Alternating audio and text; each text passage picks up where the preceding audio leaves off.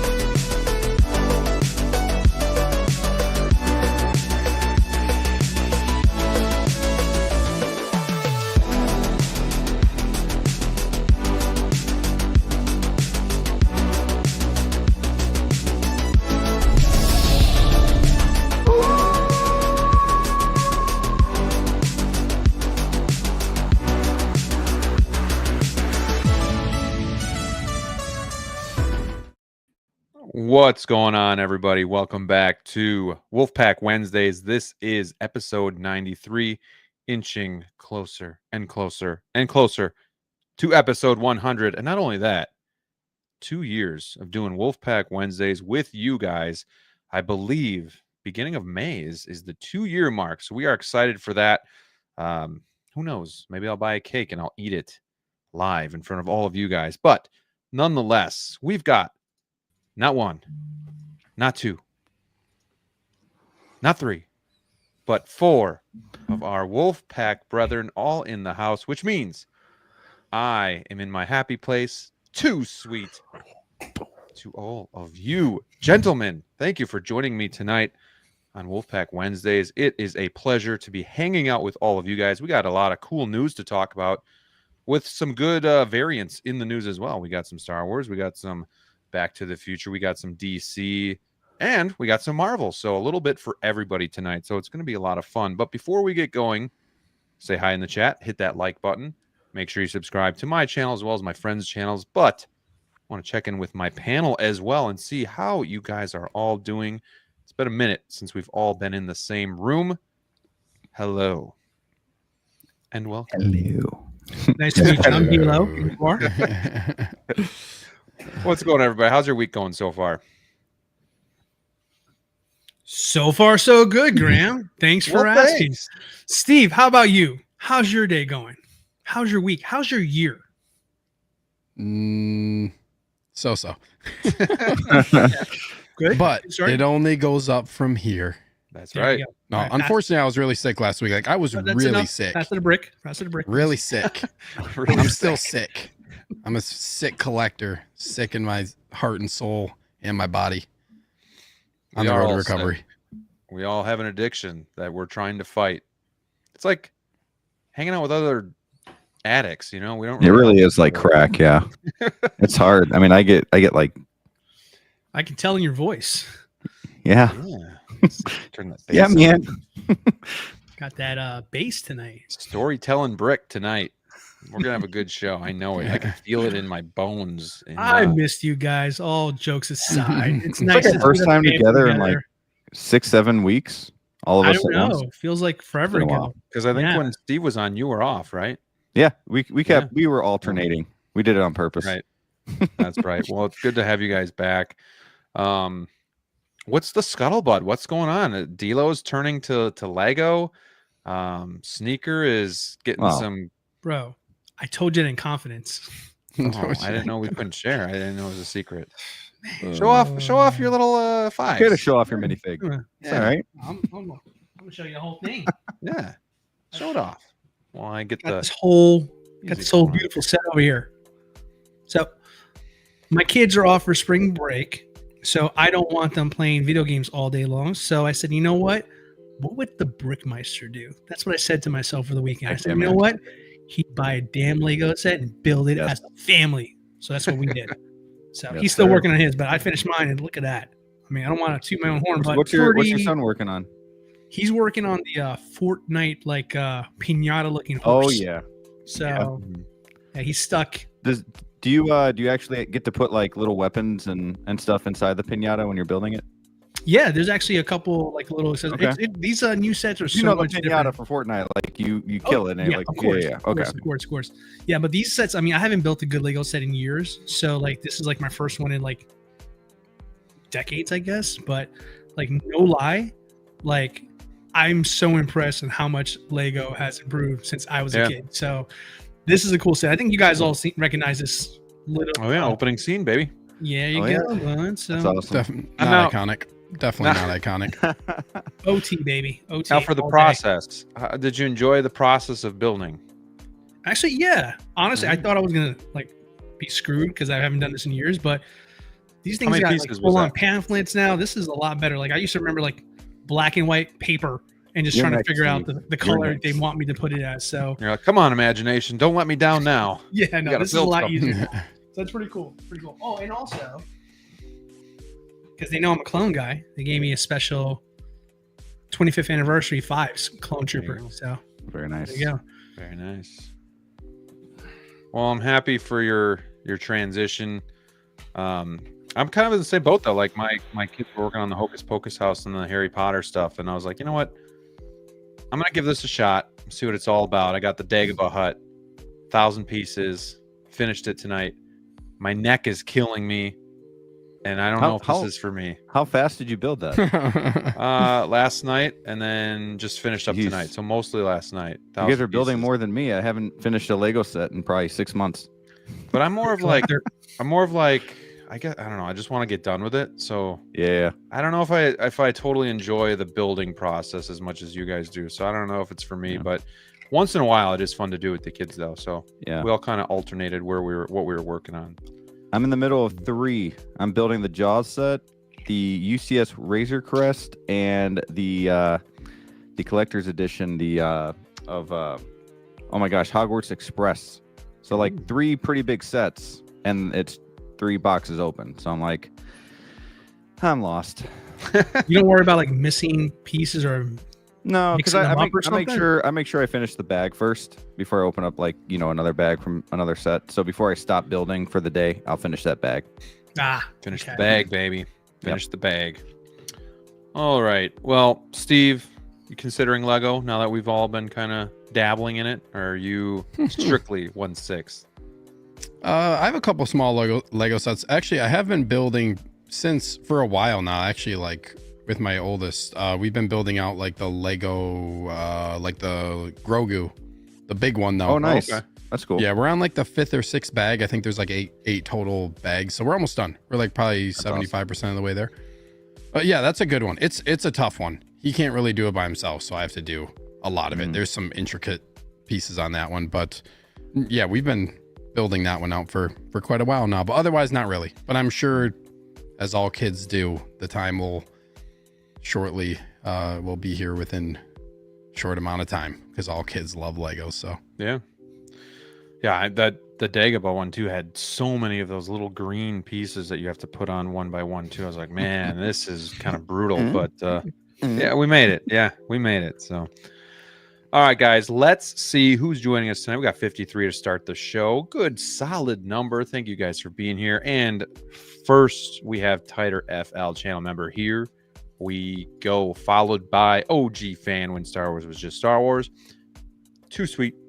Let's fracking go. We got Adric23. Hello. One Adam12. All of these channel members. Good to see you. Steve Bye, is Steve. out. Good to see you guys all showing up each and every week. We got Brad Cormack. Good evening, Wolfpack. Just pop him back in here. I don't like this though. There we go. Hello. Maybe it was better that way. We got Valkyrie Magnus. Hey, Graham. Well, hello. We got Chris joining us as well. Happy Wednesday to you. Doc Bat is here. We got Krivis 1138. Good evening, Wolfpack in chat.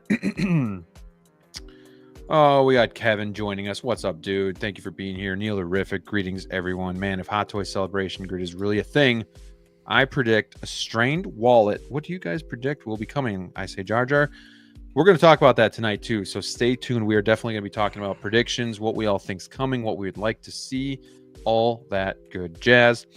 Moderator and channel member and friend of the channel, they call me Queso Blanco. Good evening, fellers. Hammer of God. Hello, my friend. You bring on the Jar Jar by that. Yeah, bring on the Jar Jar by that. Frank Flores, my guy. What's going on, dude? Thank you for being here. SG Collectibles. What's up, Wolfpack? Too sweet to you. Hope you're having a great Wednesday. My father, Django, the photographer himself. Hello, Wolfpack. X-Man Supreme. Hey, what's going on, my friend? Austin Collects. Happy Wednesday. That Jazz Ink Batmobile looks clean there. Yeah, it's pretty sweet. I'm a big fan of it. Big fan. Wayne Timothy, good evening, Wolfpack and fellow collectors. Hope everybody is doing well. Universal Key, hello, my friend. Good to see you. Feel to Burn, howdy, folks. Collection Obsession, another channel member. Hello. Good to see everybody in here. Mike, Literus, Daddy do sleep, but we'll peep the reap. Well, thank you for checking in, saying hi, watching the replay. We appreciate you, Mike. You are the GOAT. Queso says I stopped buying Lego cars when they refuse to upgrade their cars to have power windows. Shake my head. Well, I got good news for you, Queso. I got good news for you tonight. So stay tuned. I love this. Somehow Steve returned. It's good to have him back. We got AJ. Greetings, friends. Off to catch the replay, but hope everyone has a great one. Thank you, my friend. The movie Cannon. Brick, what are you drinking? I'm drinking a little bit of Redbreast. So yeah, that stuff's good. Some good scotch there. Oh yeah. Let's see. We got 12-inch Moose Stream. Hello, community of collectors. Graham, I sent you a video on Messenger. The message is that Hot Toys is making us jump through hoops. I gotta check that out. Kirby, heyo, what's up, Wolfpack? We got Striker 47. Too sweet. Taking my 6-year-old niece to see the horror films Snow White tomorrow. Looking forward to the show. Dude, let me know. Hit me up. Let me know what your thoughts are on that, because I thought about taking my kids to see that next week. But I don't know. I've heard a lot of mixed reviews about stuff. I don't know. What do you guys think? Are you gonna wait till it comes on Disney, or you're not gonna see it at all? Are you guys excited for Snow White live action? God, no. Yeah, I just want to go to the movie. I just want to take my kids to a movie. Yeah, I don't understand why everything's got to be AI, or not AI, but like animated these days for live action. Like, let's make it live action. Let's stop having like without getting political. Like, let's make it live action, just like Jurassic Park or Lion King. Yeah, well, I can't really do it with Lion King. Sorry. Yeah, exactly. The dinosaur union said, "Yeah, what they did with the first Jurassic Park movie. Like, look, the first Jurassic Park movie looks more realistic than the last one. So, let's make it happen." Yeah, I get it. I don't know. I heard the reviews honestly, and I was just like, just. I know. Dude, the only Snow White, I guess. Best way. The only one that I liked live action has been probably Aladdin. Yeah, that was good. That was pretty good. I think Will Smith should have been blue, but that's my only. He was blue about that. Well, you know what I mean, like throughout the whole movie, because he wasn't the whole time. He should have just stayed. Spoiler. Blue. Yeah. Really? uh, I don't think this demographic is going to go out and say, you know what, I'm going to check out that Atlanta. That kind of pisses me off too, Stilo. I'm trying to remember. I know they did Lion King and some other stuff. They did like Beauty and the Beast, Cinderella. Maybe it's different for us because we've just seen those movies like into the ground. Yeah. Yeah. And they were pretty awesome. And VHS. Yep. VHS, those big old cassette holders, the white ones. It was like they're like you could ship them somewhere. They were so padded, right? When they're already doing a Moana live action, it's like, come on, like, give us some new stuff. I don't need a Moana live action. Yeah. Well, there's nothing new. I kind of need a Moana live action. I want to see The Rock dressed up like. I mean, I guess before The Rock I is don't. old, make it happen. I know. But You know, The Rock will do that too. I don't need any of these movies. None of these movies really are needed at all for me. Yeah. But like I was talking to Brick though yesterday, I think like have you noticed like there's just no new movies out there really? Like I remember a handful of years ago, at least twice a month you'd go on and you'd see, okay, what new movies are coming out this week, and you're like, oh sweet, let's watch that. I feel like there's just nothing. There's just nothing like new and creative. And I heard that Mickey movie. Sorry, D-Lo. I heard that Mickey movie with Robert Pattinson was very unique, but a lot of people didn't go to see it. So people are complaining like, oh, you guys want something new, but then you guys don't support the new stuff. And then, but go ahead, D-Lo. Well, I was going to say I'm actually going to the movies this weekend, but definitely not to see Snow White. I'm actually going to go see. I'm actually going to go see a movie called Novocaine. Have you guys seen a commercial for that? Oh, I did. I have seen. Is it Jack Quaid? Yeah. So the guy who plays Dewey on The Boys. Yeah, he's got a movie. Pretty cool. It's basically like he can't feel pain, so he semi has like this super powerish kind of thing about him. But basically, it's like a goofy action movie. I like action movies. Like I'll go to movies to see a good action movie, but like I don't know, serious movies, I prefer to watch those at home personally. I don't think that's the same kind of experience. I like to have that one a little bit more cozy on my couch, but like a good action movie with some good sound effects, or maybe a good Pixar movie with the kids, I'm down for something like that. But anything else, like I'll wait till it comes on stream these days. But yeah, Novocaine looks like a good time, so we're gonna go see that this weekend.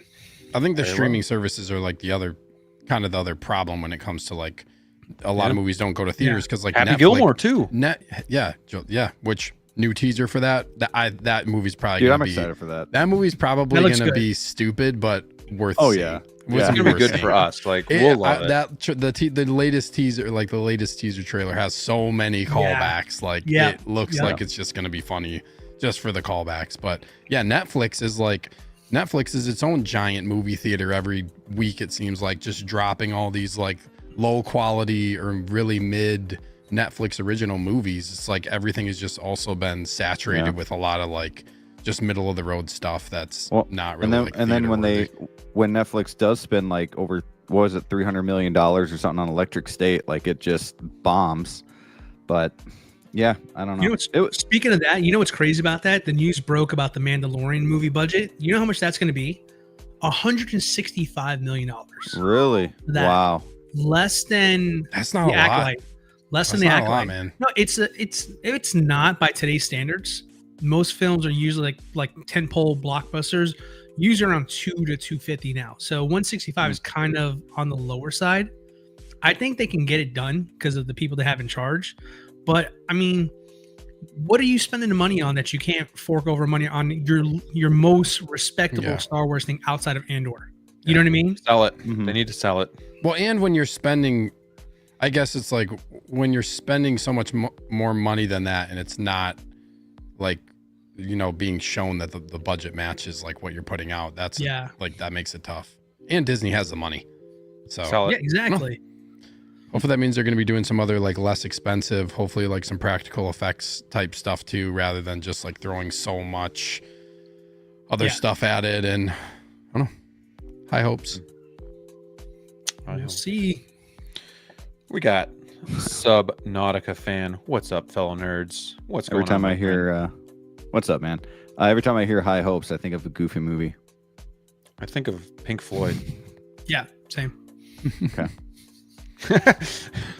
Goofy movie Rob. rules, Okay. Goofy You movie ever seen the rules, Goofy movie? Like, okay. Hey, Rob. It's I a think he's talking leaning Phil tower Burton, of cheese. We got Batman Collectibles. Good evening to you, Big Dog Pound. Woo! What's going on, my friend?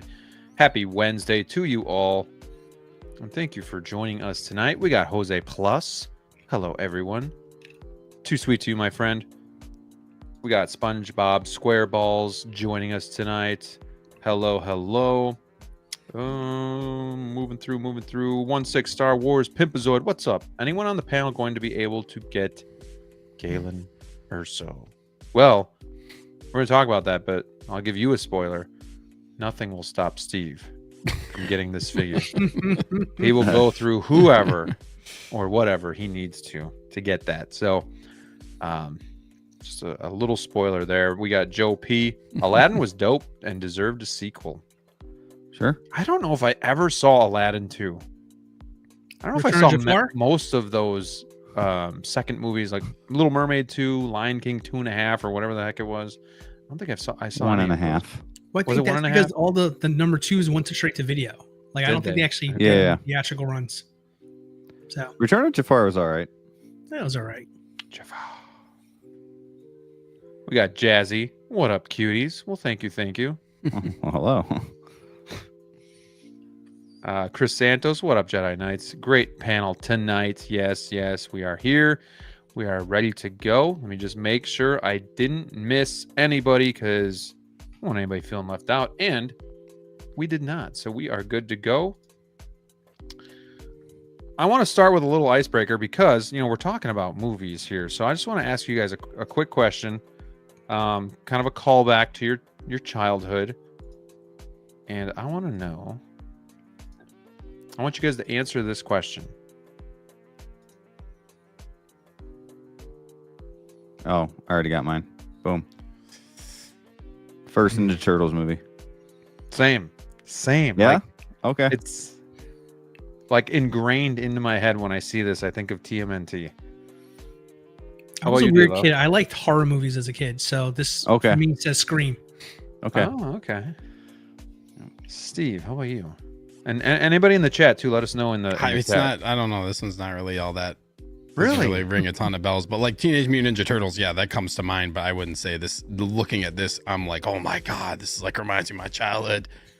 No, but I feel like like for a movie wise, yeah. It's, I would probably go, Ninja Turtles, man. Ninja Turtles. Yeah, I don't know. Like that was one of my first movies that I got on VHS. So like, just remember like you going through the start, and then this is what pops up first. Can you guys name any other movies though that pop in your head?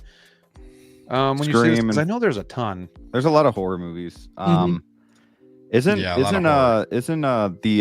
Adventures of Babysitting this too? Yeah, I want to say. Is. Yeah, so that. But Phil DeBurn says it's going Nightmare. Yep, and Dotsie. There you go. There you go. The house Freddy built. Yeah, man. TMNT. It's true. It's very true. I just saw that on Facebook, and I wanted to see what you guys thought of that, because it was just something that I've always thought of. Like 20th Century Fox. What does that guy remind you of? Home Alone. Yeah, that was the first one that came to mind too. Home Alone. See, mine's Star Wars. Okay. With the drum roll. See, I never associated with it because I always remember the Lucas Art kind of logo. DreamWorks is another big one too. You know, they always had something new for each movie for DreamWorks. Is there a movie that like pops in your head when you think about like your childhood, like the number one childhood movie for you? Ooh, that's tough. Wait, say that one more time. Just like the number one, like your number one childhood movie. Like if you think of when you were a kid, the movie that you watched, like, or that you think of, like whether it's the most nostalgic or just like kind of the one that really comes to mind for you as a dude. I watched Space Jam 100 billion times. Well, it's funny you say that too, because honestly, for me, like Spaceballs comes to mind. For me, Spaceballs really comes to mind to me a lot. So I kind of feel like I should watch that again. It's been a little while. Oh, E.T. is a good one. E.T. That's right. Yeah. Also had that. Goonies is a good one. I honestly, I think I've watched Goonies more as an adult than as a kid. We got another one. Never Ending Story. Oh yeah. It's been a long time since I watched that movie Indian in the Cupboard a lot too. Oh, I back in the love day. that one. Yeah, that was a goat. That was a goat VHS box. You open that thing up, it had the Indian actually in the cover, the little figure. Yeah. Wow, I forgot about. Oh, and that reminds me of Free movie. Willy, the second one, where it comes, or maybe it was the third one. Came with a necklace. There was a third one. Yep, in the VHS tape. Yeah. Your little box. Oh, that was really cool when you got little like trinkets or toys, coins inside of the VHS box. Yeah. Yeah. Like that was just something that was so cool. Life just used to be better, cereal boxes. Dude, just more effort. Music, movies, everything was better. TV, Happy Meal toys. I was thinking the same thing too. Like I was thinking about the Batman Forever ice mugs from McDonald's. Yeah. Like, and then Jurassic Park had the dinosaur lids. Yeah, that's true. And Phantom Menace even had pod racing Anakin and like those, like the busts of them on top of the cup. And then you had those toys too, where they had for Star Wars, where they had like a voice thing where you like sat them on something, right? And then they like did a line from the movie. Yeah. Right. Cool. Yeah. Oh, the days. Yeah, I don't think I can pinpoint one movie, but if I just break it down, it's really 89 Batman, TMNT, and Star Wars. Like, yeah, TMNT a lot. Those were the big three. Steve, did you say yours? Oh no, I would say you asked a question, so I want to know what you think. I did not say mine. Honestly, the movie that comes to mind from my childhood the most is Return of the Jedi. That's just my number one childhood movie is Return of the Jedi. That's like the most nostalgic Star Wars movie for me. The one that I remember watching the most when I was a kid. So yeah. I agree. That was my favorite Star Wars movie for a long time, and it's kind of still is. But like, I think as an adult, I can respect that Empire's like the better made movie, and I really enjoy watching them. They're both neck and neck, but like, yeah, Return of the Jedi was just so much fun as a kid to watch. So, DLO, you got one that just pops in your head? I rattled off a few here, but they see honestly with me, like being an only child, I kind of watch whatever the grown-ups watch because it wasn't enough of a reason to change the channel just for little old me. But this one is not really a kid movie, but it's one of my all-time favorite movies growing up as a kid. It was The Lost Boys. Oh, dude. The Lost Boys is one of my favorite ones. Anytime that movie's on, I will stop to watch it. That and not even a horror movie, but Point Break. Anybody a fan of Point Break? Oh yeah, dude. Oh yeah. It's a great movie. Classic. Okay, Brody. I'm an FBI agent. I watched Austin Powers a lot as a kid too. That's a great one too. Yeah, that's good. Man, so many good ones. I'm surprised. That nobody said this movie though. Back to the Future. Oh yeah. Oh sure. I didn't really start watching that movie a lot until I got a little older though. Nailed the transition. Nailed it. So we're talking about first. We're talking about this first. Blitzway has stopped teasing. How many teases was that, guys? 5? 5 teases? I lost count. Fucking knows. They kept showing power windows, directional lights, blinkers, all this and that. And I think I was one of the only ones that said, guys, this isn't going to be more. You get the flames too? It's going to be $1,000. I was pretty straightforward when I said that. And I was right. So this guy. No, obviously DLO was the one who called it at $1,000, which is kind of surprising to me. I don't know about you guys. I thought it was going to be more with all these $1 off details. Yeah, he was $1 off. Technically, he was over, so yeah. But I did a poll, so make sure you guys vote on that poll because I want to get your feedback because I'm a little. I wouldn't say lost, but I'm curious to know what the audience thinks about this, what the community thinks about this, because I know a lot of people that are big fans already have the Hot Toys version.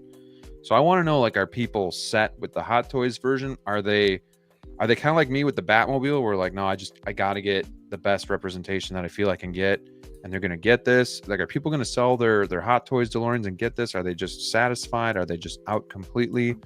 I want to know, I also want to know what you guys in the chat think, as well as you guys on the panel. What do you think about the price point? Is this fair for what we've been shown or what we think we're going to get? Obviously, Blitzway has a pretty good track record, with that Ecto 1 and so on and so forth. So let's just open it up. I know I just asked a lot of questions, but I guess let's try to unpack this. Let's start with the price point. do we think this is a fair price point? Do we think there's enough value here? It's kind of in the middle between Hot Toys and Jazzing. So where are we at with that? Anybody who's got it just on their chest, jump. Well, I mean, I called it because I think that's what it's worth. And I mean, I think after kind of unveiling what you're getting for it there, not only do I think it's worth the price, but honestly, it feels like a steal at that price now, quite frankly.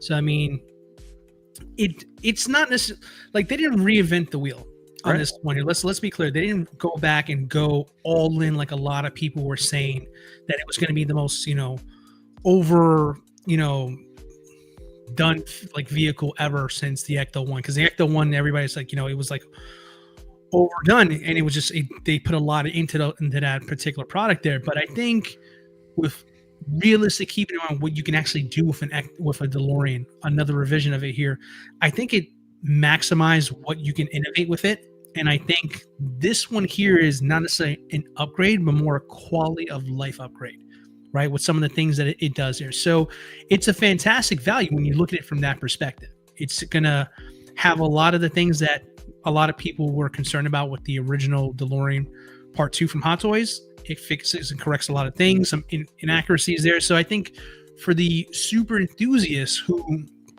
this is really for, this is, again, for that person who was not sold on the Hot Toys one and did not like the some of the inconsistent and the errors that were on that particular vehicle, this is like a must-have now for those folks. And for the folks who settled on the Hot Toys version here, for the price point of where it is, it's easy enough to say to yourself that I can flip my Hot Toys one and go out there and get this one and pay the difference for something like that, right? So, yeah, there's going to be a lot of moving and shaking going on with here, because I just think that for those, again, those hardcore fans who really want the ultimate edition of whatever vehicle or figure they're getting, this is an easy answer for them. I'm going to sell mine and get this one over here.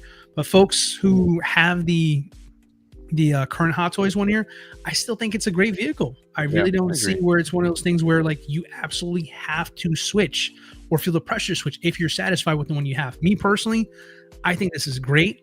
I would say in a certain, if I didn't already have my Hot Toys one, I would get this. But because I have my Hot Toys one, I don't really feel the need to go out there and have to do it all over again, especially so soon, because it's been less than maybe about a year. About a year? We had ours, right? About a year. So, I mean, I'm happy with mine. I'm happy to folks who are going to get a swing at something that they think is going to be possibly better than the one they already have or missed out on the one. So, yeah, I think this is, again, this is a quality of life one. I don't think this is anything blowing anybody's socks away. But if you want the best one, I think this is probably in the running for the conversation of being the best one now. Yeah, I agree. It's gorgeous, like just the intricate details you see here. I mean, not that the Hot Toys one doesn't have that, but do you guys remember any of the... This has like die cast as well, right? Like they're going all out here. It's not really real leather. Yeah, that's right. Real leather seats. PVC. Yeah. Has magnets. Also like the electronic stuff with the electronic stuff they're doing, and like I think I'm not 100% certain on like what they're doing with the like doors and stuff, but I thought I read something about like there being some type of like magnet module thing for the doors and stuff to open up. Does that sound right? That's right. That's pretty nice. Turn too. That's pretty nice. Yeah, like something with the wheels and activation with magnets or something too. Yeah, you can control the front wheels with the steering wheel. So it's cool, but it's a lot. Like, am I going to use any of that stuff? That's where I'm at. That's where am I'm I going to have people over and be like, "Hey, come look at this." Like, if people, you can control the front wheels with the Lego too. Just saying. I'll do the sound effects with like the Batmobile, but am I going to say, "Come on over here, let me show you the windows"? Like, I don't know. I just don't know if I'm going to really care about that. Like, it's just on for display, but I guess just the fact that you can do that is actually pretty cool. But Steve, I know you're, still kind of working your way through the trilogy, but I want to pick up the page. And I know space is a premium, so I'm guessing this isn't really something for you. No, this is not like something I'm interested in getting, and I probably wouldn't get it anyways. Like I get it's really iconic vehicle and stuff, but it's just not really a priority for me, but I can appreciate like what they're doing here with this. I think like the main thing is what we kind of talked about, and this kind of goes for like any 6-scale vehicle, is like how, like at what point do you get to the point of diminishing returns when it is what it is for your collection of like if this didn't include all of these like different kind of gimmicks and like electrical things and it was $200 cheaper, like would you buy the $200 cheaper one, or would you buy the one that has like all these bells and whistles? You know, like I think they're like, that's something to consider. Like, do we need to have all this stuff? I think it's really cool and I can like appreciate it, but 99% of the time it is not going to be used for me. Like if I have something like that, this is the same thing with like Jazz Inc. It's cool to like turn the vehicles on and show people like what it can do. But there's features that you're just not ever going to do. Like I wouldn't come down into my basement and, you know, open or turn this DeLorean on and put the windows up and down. You know what I mean? Like that's just not something that I'm gonna do like on a regular basis for something in my collection. But it's cool, man. It's cool. If I think too, like looking at it, these things are obviously designed for people who are really huge fans of it. And I think there is something to be said of like having a vehicle that's this iconic that you really love and being able to do all of these things with it. I think there is appeal there for sure. For me, not so much, but I might be talking a little bit different if this was like some type of super iconic vehicle, you know, that if from my perspective for something, if it was like a particular vehicle that, you know, that I wanted. So it's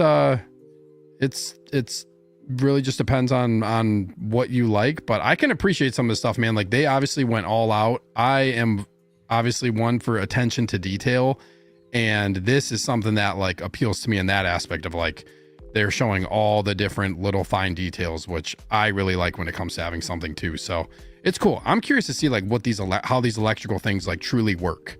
Like I was just looking at their website where like the hoverboard, it says in the promo special, if you buy it during the promo period from Blitzway, you get a hoverboard and it says sensor compatible magnetic module for the hoverboard. So like, what does that mean? Like, does that mean it's going to go on there like and there's going to be some type of magnetic way for it to hover? Is that what that, do you guys know? No, but you know what that tells me? That means the figures are on the way too. That's what that kind of hints at. That's the first thing I took away from that there. Just because. Does that change the game for this too? I mean, the fact that you're getting figures too, I'm sure more people might be more willing to jump in on this too and get the whole package. But I don't know. I wonder if they're gonna like tease those soon. Kind of surprised with all the teases they did. They didn't tease any figures. Yeah, like Hammer got in the chat saying it'll hover via magnets. That is cool. That's sick. That is real. That is like a really cool. That is like a true hover mode, like wire free or stand free. To get it to hover with magnets is a really like for a vehicle like this. That is so cool. So you knock it a little bit and it just falls over. Yeah, right. I think the other thing is too is you look at this versus like the Hot Toys one. Yeah, I was shocked honestly when I saw the price. What is it going to be after shipping and all that stuff? Who knows? But I mean, Hot Toys ones are expensive to ship too, size wise, like because they're going to 100-ish. It's just it's when you look at this. To me, if I was picking one, I would go with this one, like over the Hot Toys one. I would spend a little bit extra to get everything that you get here with this one. Well, and that's a good point because I mean, with the retail on the Hot Toys was like $820. It wasn't cheap. Yeah. So you're almost there already. Nope. Yeah, I mean, and you're getting better materials. You're getting nice. You know, like with the real leather and like you know they're gonna put. It sounds like Blitzway puts like more attention to detail that stuff in their vehicles already. So you're probably gonna get something that's gonna be a little bit nicer. But is that nicer worth it for you? That's up to you to decide. For sure. Well, I think you kind of nailed it there because I mean, kind of thinking of Graham recently with his situation with the Jazz Inc. Batmobile. I mean, he's a diehard Batman fan. He already had one, but he felt the need to go out and get that one because that one just spoke to him more than the one he currently had. So I think that's where a lot of folks are going to be at. Either you're satisfied with what you have or you want to go to the next level. Now, I think if you want to go to the next level, I think this is going to be the easiest one you can possibly do here, right? Now, I've seen a couple already go on sale already, you know, and in markets and stuff like that, and people seem to be buying them for the most part over there. So, maybe if you want to get into, I mean, really, it's what $100 something difference plus ship and all that. It's doable, guys. I mean, it's 100% doable. If you can get 90% of your money back, it's worth it to you there. If you're a diehard DeLorean fan, this is the best one. Like, I want to be very clear. I mean, I don't have anything other than maybe about 7 or 10 photos to go off of here, but just kind of reading off the specs of it here, what you're getting. This is what entices the Jazz Inc. groups, right? To have the ultimate version. Like, yeah, it's nice to have these features. Realistically, you're not going to use them. I mean, Steve, you got a couple of them. I think your Batman 2022, right? It blows smoke or something like that when it's in a bad mood. I don't know what they do. Yeah, so does the 89. Right. Like, you put the low water droplets in it, it blows smoke. Tell me, like, and honestly, how many times have you put water in? I have not, and probably will not put water in mine. There you go. Once. So I'm not going to judge you if you want to buy this, because this has turn signals now. I'm not going to judge you for doing that. You go and do what you want to do. It's your money. You do whatever you want. But I think from a value perspective, it just makes too much sense. I mean, you're almost there, like Graham kind of put it there. If you're a diehard DeLorean fan, if you missed it, it's no brainer. Pick it up. I mean, you only paid $100 something more and change, and you get the ultimate one. If you have one now and you want this one, sell that one and then pay the difference. Either way, it's a win-win for you.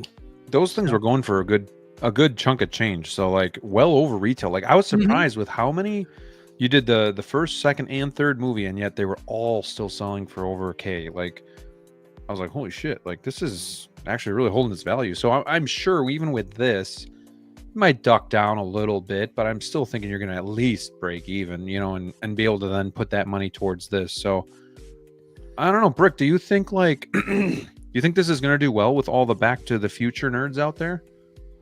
Yeah, I mean, I think it's going to do great. I mean, a lot of people are talking highly about this vehicle, and I mean, it's the DeLorean, right?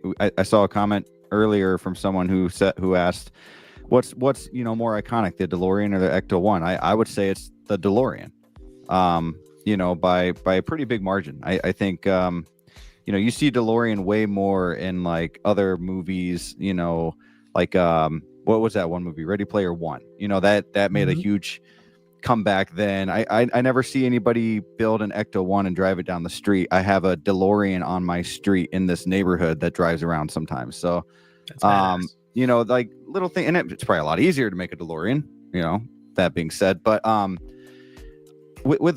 agree with everything that Steve says about having all of that, but my thing is it kind of turns me off even more, because you have more things that can break. What if the windows go up halfway and it just gets stuck? And you know what I mean? Like, I worry about that in my own vehicle that I spent thousands of dollars on. Like, what happens if that happens here 2 months in and you can't return it?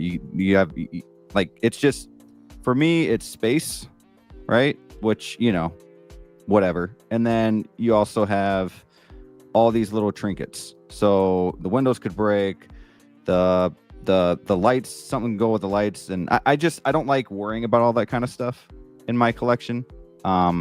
So for me, it's a no, but I'm excited for, and I know that sounds really dumb, but I'm really excited for people to get this who want it. It's just not a thing for me. If I were to get a vehicle, I was talking to a couple of friends this week.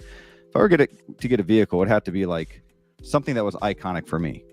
Like Steve was saying, like I'm sure if it was Steve, it would be like something Star Wars or something. For me, it'd be like Jurassic Park or hell, even the RoboCop squad car, or even a Batmobile. And I missed out on that, but space. So, and I will say, like, with all the sound effects and everything, I do feel like when it's cool, sure, but when people play the sound effects, it does sound kind of toyish. And I know they're toys, but these are $1,000 toys.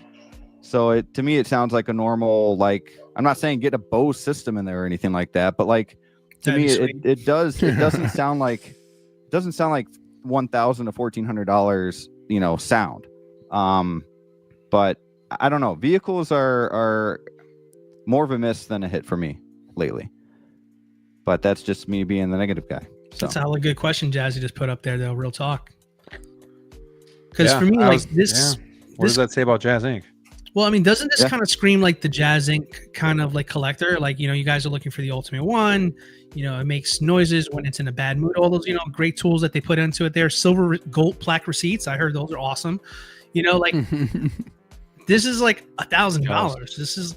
This is actually like a reasonable price with all the bells and whistles. Like, I mean, this obviously opens up another conversation. Like, why is that more expensive than this? But, you know, obviously we'll know more about this DeLorean in the future, but no pun intended.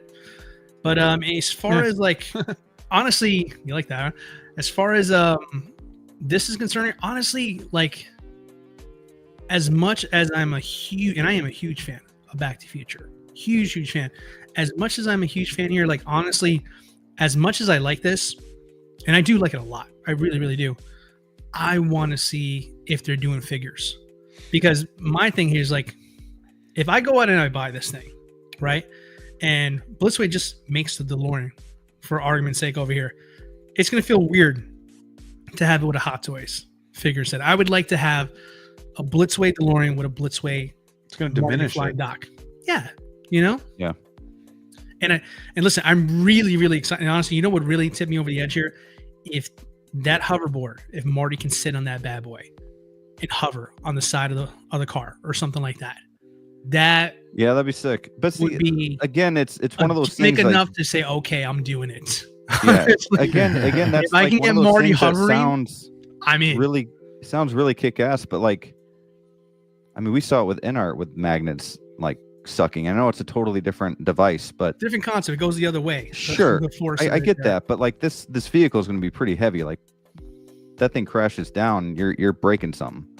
That's 19. I mean, honestly, funny you mentioned. I was looking at like the comparison, like weight wise, compared to the Hot Toys one. They're about the same. Yeah, but I'm not worried about my Hot Toys like crashing down, you know, because it's on a magnet. I don't know. To be clear, like the hoverboard.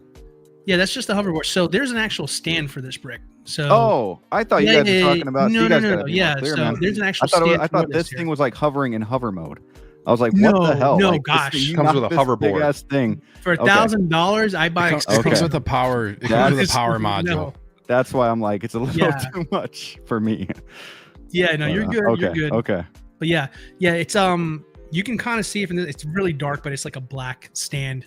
Yeah. Right there. So yeah, so it's good. But what's neat though too, it's like it has like some kind of a gimmick to it there. Like when you put it on, it'll actually control some of the workings of the actual vehicle itself with the magnet style stuff there. So yeah, so that's what I'm saying. Like the gimmick with the hoverboard, like if that's something that with the magnet, Marty can stand on the hoverboard next to the DeLorean, that would be something that I would just like maybe just say screw it. I might go in and get this shit. Well, the one thing you got to think about too, DLO, this thing probably turns on a lot easier than the Hot Toys one. Like, yeah, I thought about that part too. Would that be a tipping point for anybody? I bet some people that have the Hot Toys version are like, fuck the way that I have to, you know, open the hood up, press the button each time to turn it on and off. Like, I'm gonna go with this. Like, I could see that, like, because people want their stuff lit up, you know, nowadays. So I could see that being kind of something that just, you know, some collectors, not all, but some would just say, yeah, I'm going to do this because I get all this other stuff, and it's going to be, the ease of use is probably going to be a lot better too. Yeah. And fun fact though, I mean, as far as like lighting, that's another thing like I'm very passionate about now. And I can tell you, like in the movie, like when the DeLorean's in hover mode, it's a different color than it would when you're just in drive mode with it there. So like they've actually accented in this photo here, it's blue highlighted over here. That's only in hover mode. So when you activate hover mode, it changes the LED color to blue. It's pretty cool. I mean, it's cool details like that, man. Can we go to another subject? I'm about to buy this thing. Yeah, well, you know, and you got to think about too is how the Hot Toys, like what's the technology going to be for the wheels to go into hover mode? Like, you know, the Hot Toys, they had they had a lot. So of that's motorized too. See, that scares me, man. All that motorized stuff. I mean, you're not wrong. You know, I heard a horror story from, you know, I won't say his name because I don't know if he even wants me to, but like got a bat wing less than 6 months, and half of the whole side of the lights stopped working, and he's shit out of luck. Like, yeah, you know, because, you know, when this stuff comes from overseas too, it's like we can't just send it back, and especially when it's months after the fact. But So that is interesting too. Like, you hope it's something that is minor if something is going to stop working, or if you get a lemon, it's right away and that you can get that resolved. But it does look cool. I'll give it that. But maybe if I didn't have Hot Toys one, I'd think about this. But I am super content. Like, I don't want to go through selling and then buying. I'm just good. So let's see. 16 Star Wars Pimpazoid says, is it true that it's more to scale than the Hot Toys one, kind of like the Jazz Ink accuracy? So from what I've heard is Hot Toys underscales their cars, all of them. They're all not true 1/6 scale. I don't know if you guys want to correct me on that or if you agree, but that's kind of what I heard, is they're all a little bit smaller than they should be. Yeah, I mean, they are, simply because of the fact of how they scale their figures. I mean, right. They don't want to make their figures look a certain kind of way when they do a true to scale kind of version of these vehicles that they're producing over here. So, that was one of the first things I noticed as well too. I think this particular model is a little bit wider than what the original one is. Let me take a look here. I was just looking at it a second ago. Yeah. So 35 centimeters in width, 74 in length. Yeah. I mean, and then the original, well, the one I have here is 25 centimeters to 35. So I mean, it's a big boy. It's definitely, it's not overly big, but I mean, it's going to be noticeable if you already have the DeLorean now. So it's going to look nicer, because honestly, I do find my DeLorean a little bit on the smaller side. I will be honest about that. Going to buy this. Stop it. Dude, you are literally talking yourself into this for the last I'm just 10 minutes. giving information to the audience. But honestly, what do you mean? As we unpack this, though, I think we can all understand there's a lot of reasons to buy this, even if you maybe had the Hot Toys one. Like, there is a reason to sell yours and maybe get this. So not saying you have to, or it's smart or stupid, but also, I just want to say one more thing about Blitzway too, is like, they have really made a name for themselves when it comes to like their branding, especially like with what happened with the Ecto one. Like, you only hear about just how amazing that vehicle is. And if you want to try to find one in the aftermarket, those things go for insane amount of money. Right. So like, they've kind of built that up for themselves too, where like they now have like the brand of their vehicles. Like, we know, like, people know. And you, like, when you think of Blitzway vehicles, you think like, it's sold out and it's gone. That's only going to help them. You know what I mean? So like, and then coming in at this price point, it's good. It's a smart move on their part. Like I said, I was surprised. Well, and the Ecto 1 is a grail because, it is what it is. It's just gone. You can't find it anymore. The fact that there's other avenues to get a DeLorean, do you guys think this will be same status as that Ecto 1, like grail wise, or do you think maybe not as much because there are other avenues? Yeah, I don't think as much, but I do think this will be, like what Steve said, it'll be hard to get, later on in the day. Like, people would want this one because it's the best one, right? But I don't think they're going to go as crazy about it because there are other versions.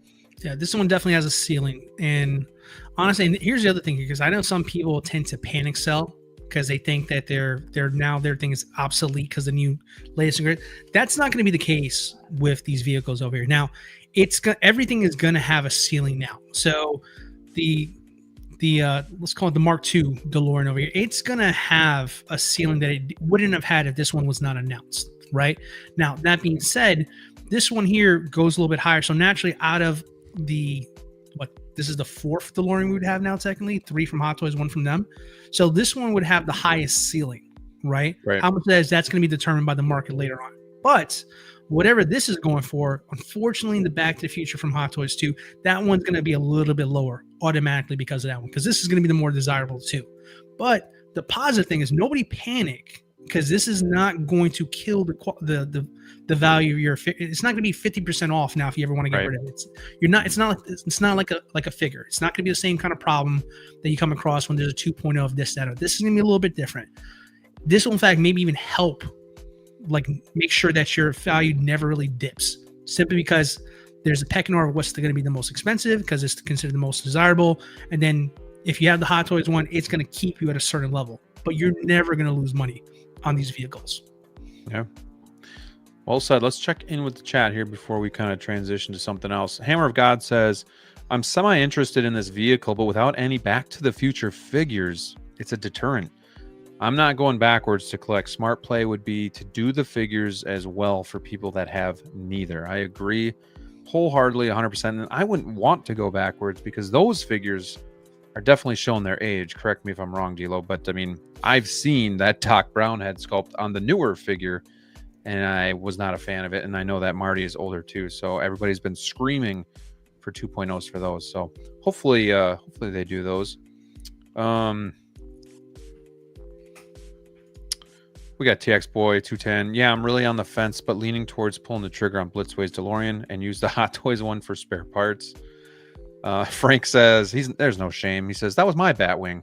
At least it's not a DeLorean from Jazz Inc.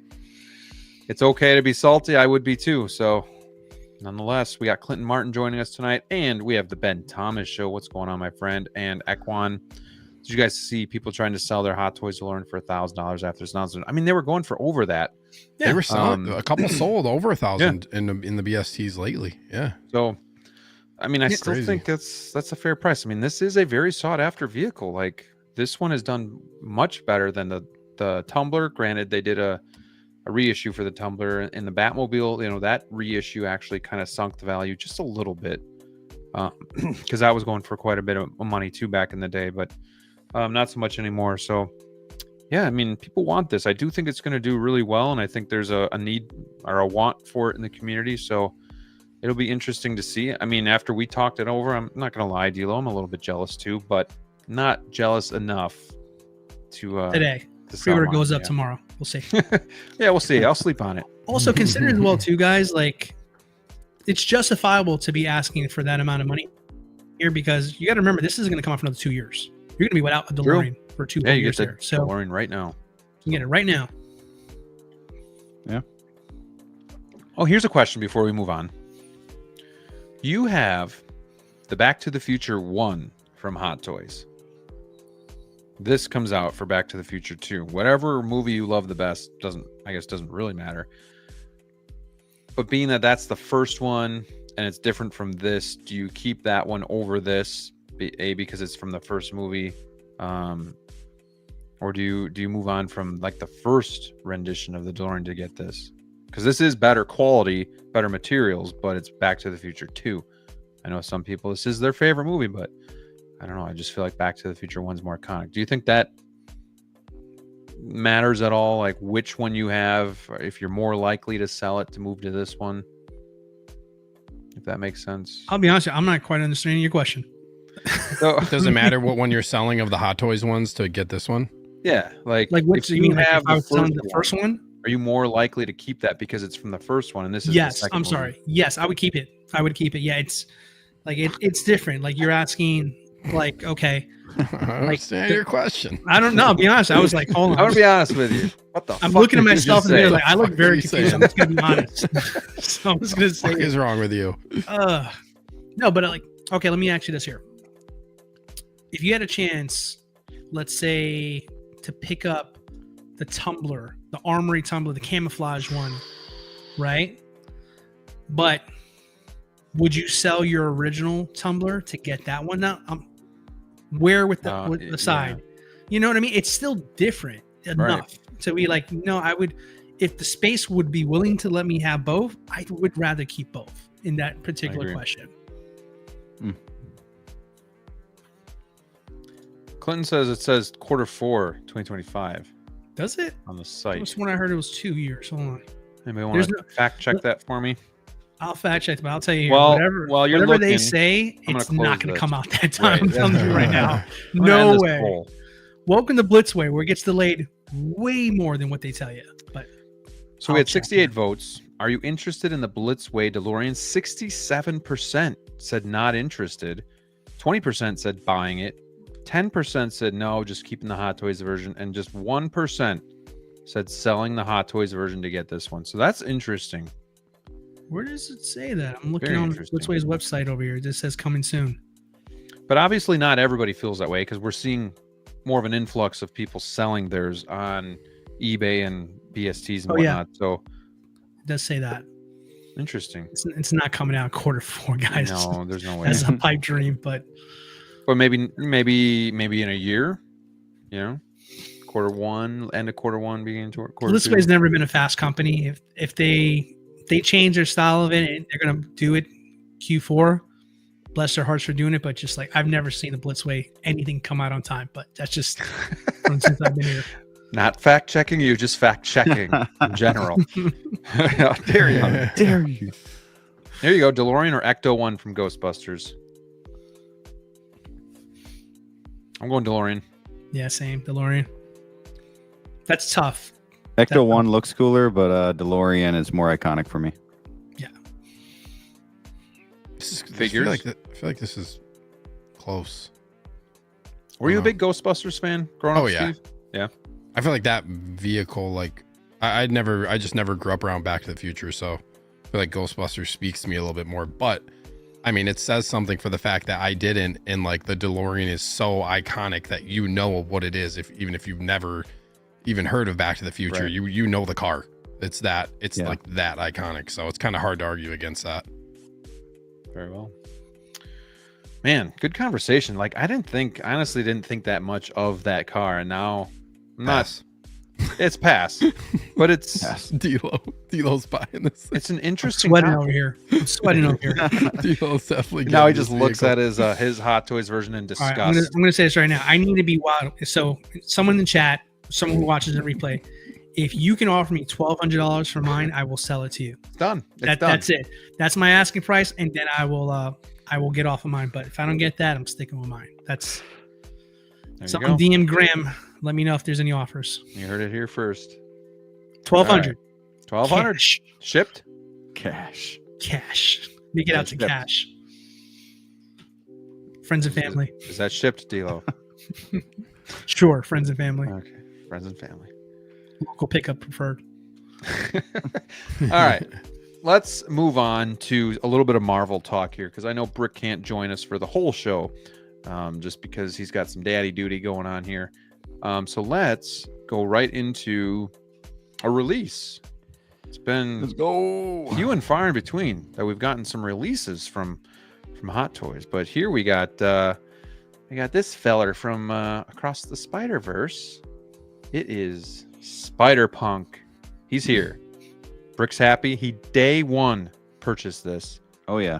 And it's en route. So en route. Brick, I'll let you take it away. How excited are you that this is finally here? And a little birdie told me you might be getting doubles of this.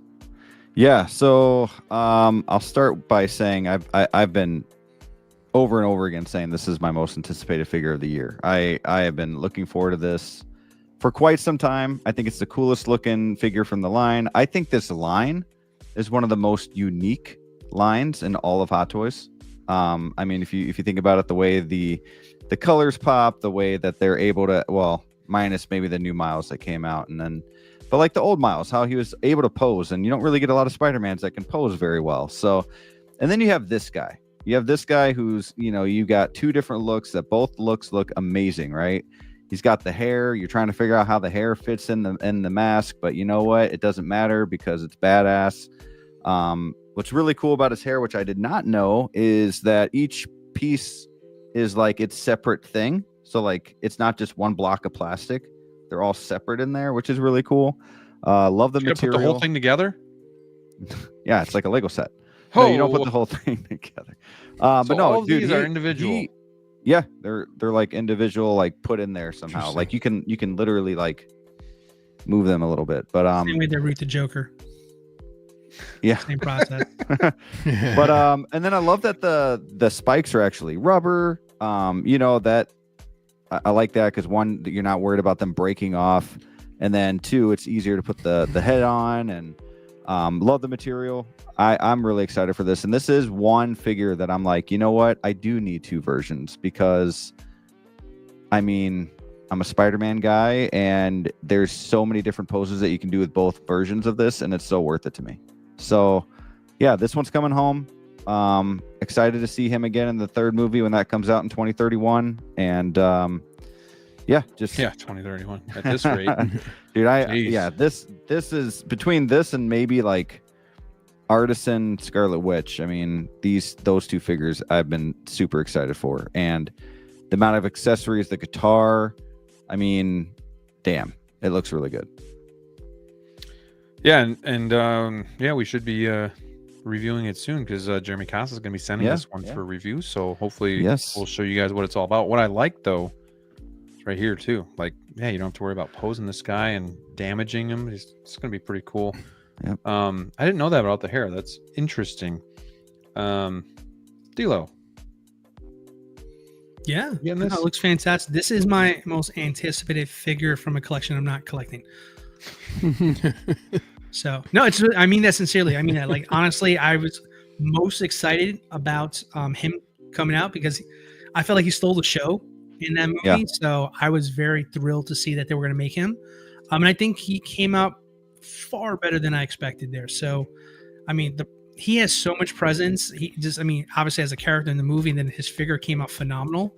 Again, I didn't know that whole thing about the hair as well too. I think that's awesome that they did that there. Just goes to show you how good sculpted can be these days when you don't even notice that kind of stuff. So that's a nice little positive there. But yeah, I mean, this guy right here, like if I was collecting this line, or if I was going deep into Spider-Man stuff, like I would have this one honestly. And I'm not just like saying this, but I would honestly have this one up front and center. I just think that this has so much personality, and I would have a hard time deciding if I want to keep the head sculpt on or put the Spider-Man. See, that's why I need two. This is a tough one because it's just so cool. He's got a vibe about him, man. That I just like. He's so unique to every other Spider-Man you can possibly have that's already been out there. I just feel like this one's always going to grab your attention. So, which wouldn't surprise me, like I said, because he was fantastic in the movie. So, great looking figure. This might be an early figure of the year for a lot of folks, if I'm being honest here, because it looks that good to me. I'm not just saying that to saying it. I think it's one of the best figures I've seen this year. So I'm excited for everybody who's going to get this. It looks like a banger. Yeah, and he even gets a 1/6 scale guitar pick, like little details like that, where you actually give him a pick and everything. So yeah, there's just so much cool stuff about this guy. I just like it a lot. It's really good. Still not getting it. Not my rule, but it's fantastic. This one's on the back burner for me, but maybe once I review it, that'll like. This is one that I'm really happy that I'm going to be able to review early, because now I can actually decide, like, is this something I want to get or not? Like, this will be the first one that I'm kind of on the fence. So I'm excited to kind of get him in hand and see what he's all about, and see if that changes my mind too, because I am kind of in the Spider-Verse collecting. Yeah. I didn't think I was going to be like all the way in, like completing the line, but it was kind of going to dabble here and there. So not on the front burner for me, but at the same time, not one I'm going to like sleep on, because I definitely want to, decide if this is something that I want to add to the collection or not. But Steve, we know you're not probably adding this, but jeez, well, I already know. How's his web line, Steve? What do you think of them? Web lines are looking good on the cloth. Steve's got too much PTSD. It's looking good until he gets one. Even consider this. It is that is nice. It is nice that it's a cloth outfit. But no, man, these are really cool figures. I think like the Spider-Verse line is one that unfortunately like I had to cut out, like, because this is one for me that like this is all or none. This is an all or none line for me. If I'm getting one of these, I'm getting every single one of them. I think it's a harder line if you only just get like one or two.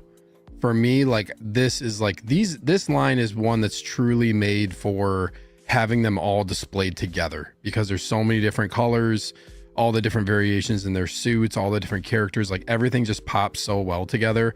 It's kind of like, I feel like I've grown more within collecting of like, I like how things look together, like cohesively within a case.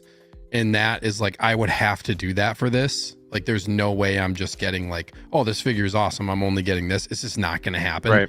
So I just can't do it. But it is very cool. Like, I think, yeah, I've kind of said that from the beginning of these, like these being all announced, is like, this is just, it's a really cool, unique line. And I've said too, like the animated, I would want them all to just be together.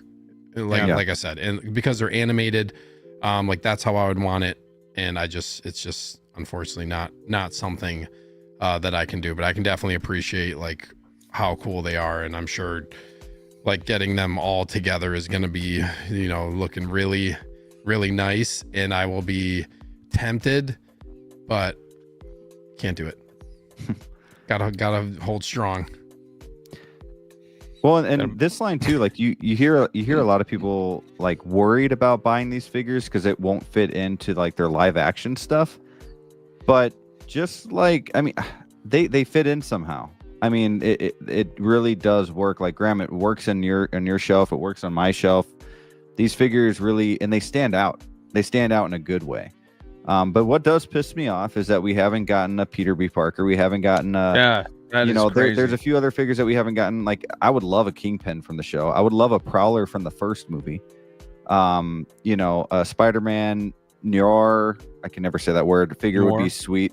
And we might actually get that figure from the Amazon Prime TV show. So that'd be pretty sweet. But yeah, this is like how thin this guy is. Like the body is super cool.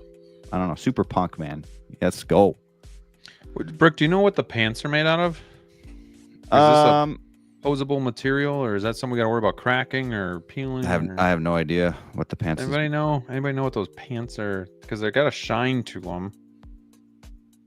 I wonder. Is it like a pleather? I'm guessing like a pleather vest too. Yeah, I'm guessing. I saw that. I mean, a Figure Hideout reviewed it, and he said it's rubber, but whether he meant pleather or not, I don't know. Yeah, but, sure. I've been hearing rubber. Leather. It looks cool. The guitar is really cool.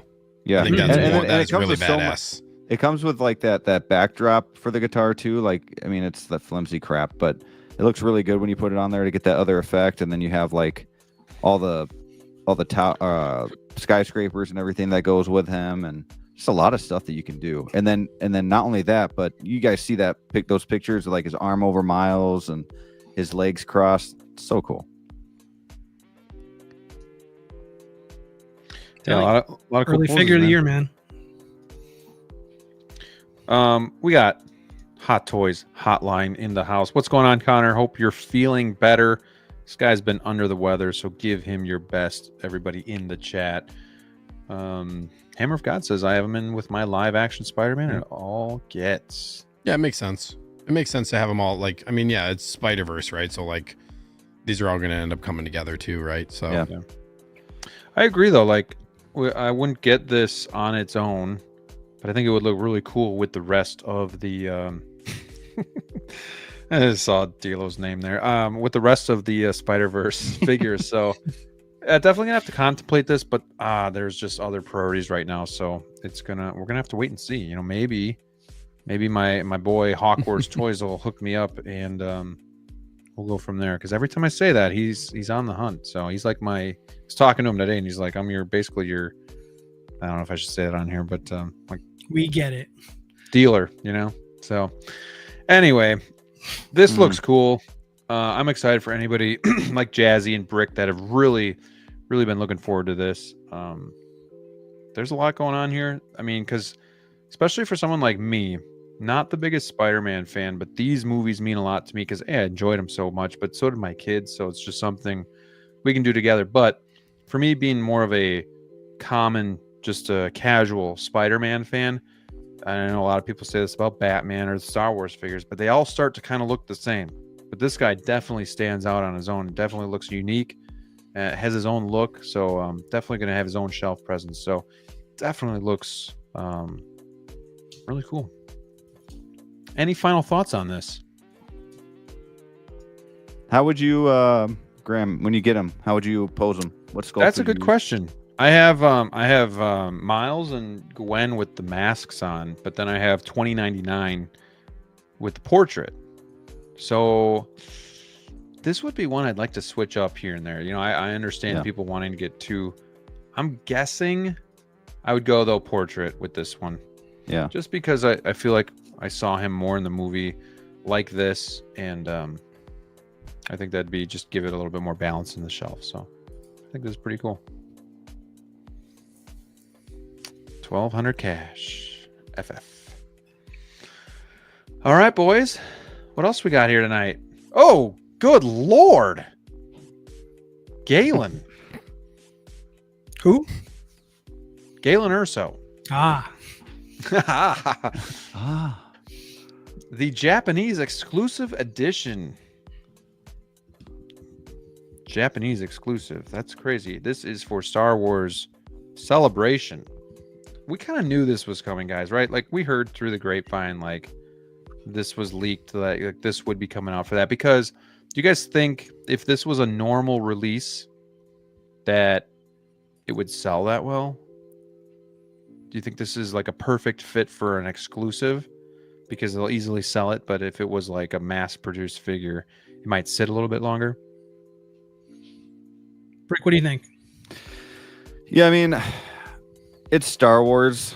I think it would still sell. I mean, I guess my thing is I think it should have been more of like what we're seeing with the other Star Wars stuff from like Sideshow, like not from Sideshow, but from Hot Toys on Sideshow, where you have like 2,500 or 3,000, where it's easier. I don't know how hard this is going to be for the US to get a hold of these figures when it says exclusive to Japan, 1,500 units. Like that's pretty exclusive. Like are people in the US gonna have to spend like $500 on this guy or more? So that's where I'm like, it would have been better. It would have sold 3,000 units on, let's say, Sideshow, you know. But should they have done like a full on without any limit, a limited number? No, I don't think they should have done 1,500 that. by the way. Yeah, that's crazy in only Japan. So I don't know what that means. I don't know if they're meaning they like did this. Let's talk about this for anybody that's not familiar, because they've done this with a few other figures. Like the one that sticks out in my head is the Iron Man one, where it was, I think it was the same. It was like a Hong Kong exclusive, but then all of a sudden Sideshow randomly got a slim amount of number that, I don't know, kind of quick. It was a couple years ago, so I'm vaguely recalling it. But do you guys remember that? Like, do you know, is there any shot, like how do people get this, I guess is what I'm asking. If you guys want Star Wars Celebration. Gotta go. That's Star, yeah, It is a a convention exclusive item, man. That's it. and you'll probably get a couple That's what that it's looking go like. online in random shops and you'll get lucky. But So basically, if you're not going, just be prepared to spend quite a bit lot. more yeah, to be able to get this, is what it comes down to. No, DLO says no. It's the dumbest thing I've ever heard in all my years of doing this here. What I said? No. That's the second. No, what hot? If this, like, honestly, I don't know. I think I feel like I'm in a level of denial here because I genuinely am flabbergasted by this move. This is the most idiotic thing. He wants this. Well, it's not even me. It's everybody else. Like, first of all, okay, I'm going to be very clear about this. How do you make this? How do you make an American IP a Japan exclusive? How do you do that? That's so messed up. Number one, this should have, listen, if you wanted to paint another trooper, magenta, go for it. Shit, 1,500, go for it. Have fun. Let's get Hotline on here. But Galen Erso, apologies, Galen Erso, like, are you kidding me? Like, we've been waiting to fill out our Rogue One line for nearly 10 years now. Okay, we're still missing a ton of characters still, and now you announce a brand new one all these years later, and it's just Japanese exclusive. mm-hmm. Are you effing? and I right agree, now? and I agree with Hotline there. Artisan. Like it should be limited, but it should not be Japan limited. No, absolutely. Like, you know what I mean? Like it should be limited for sure, like I was saying at the beginning, but not limited in Japan.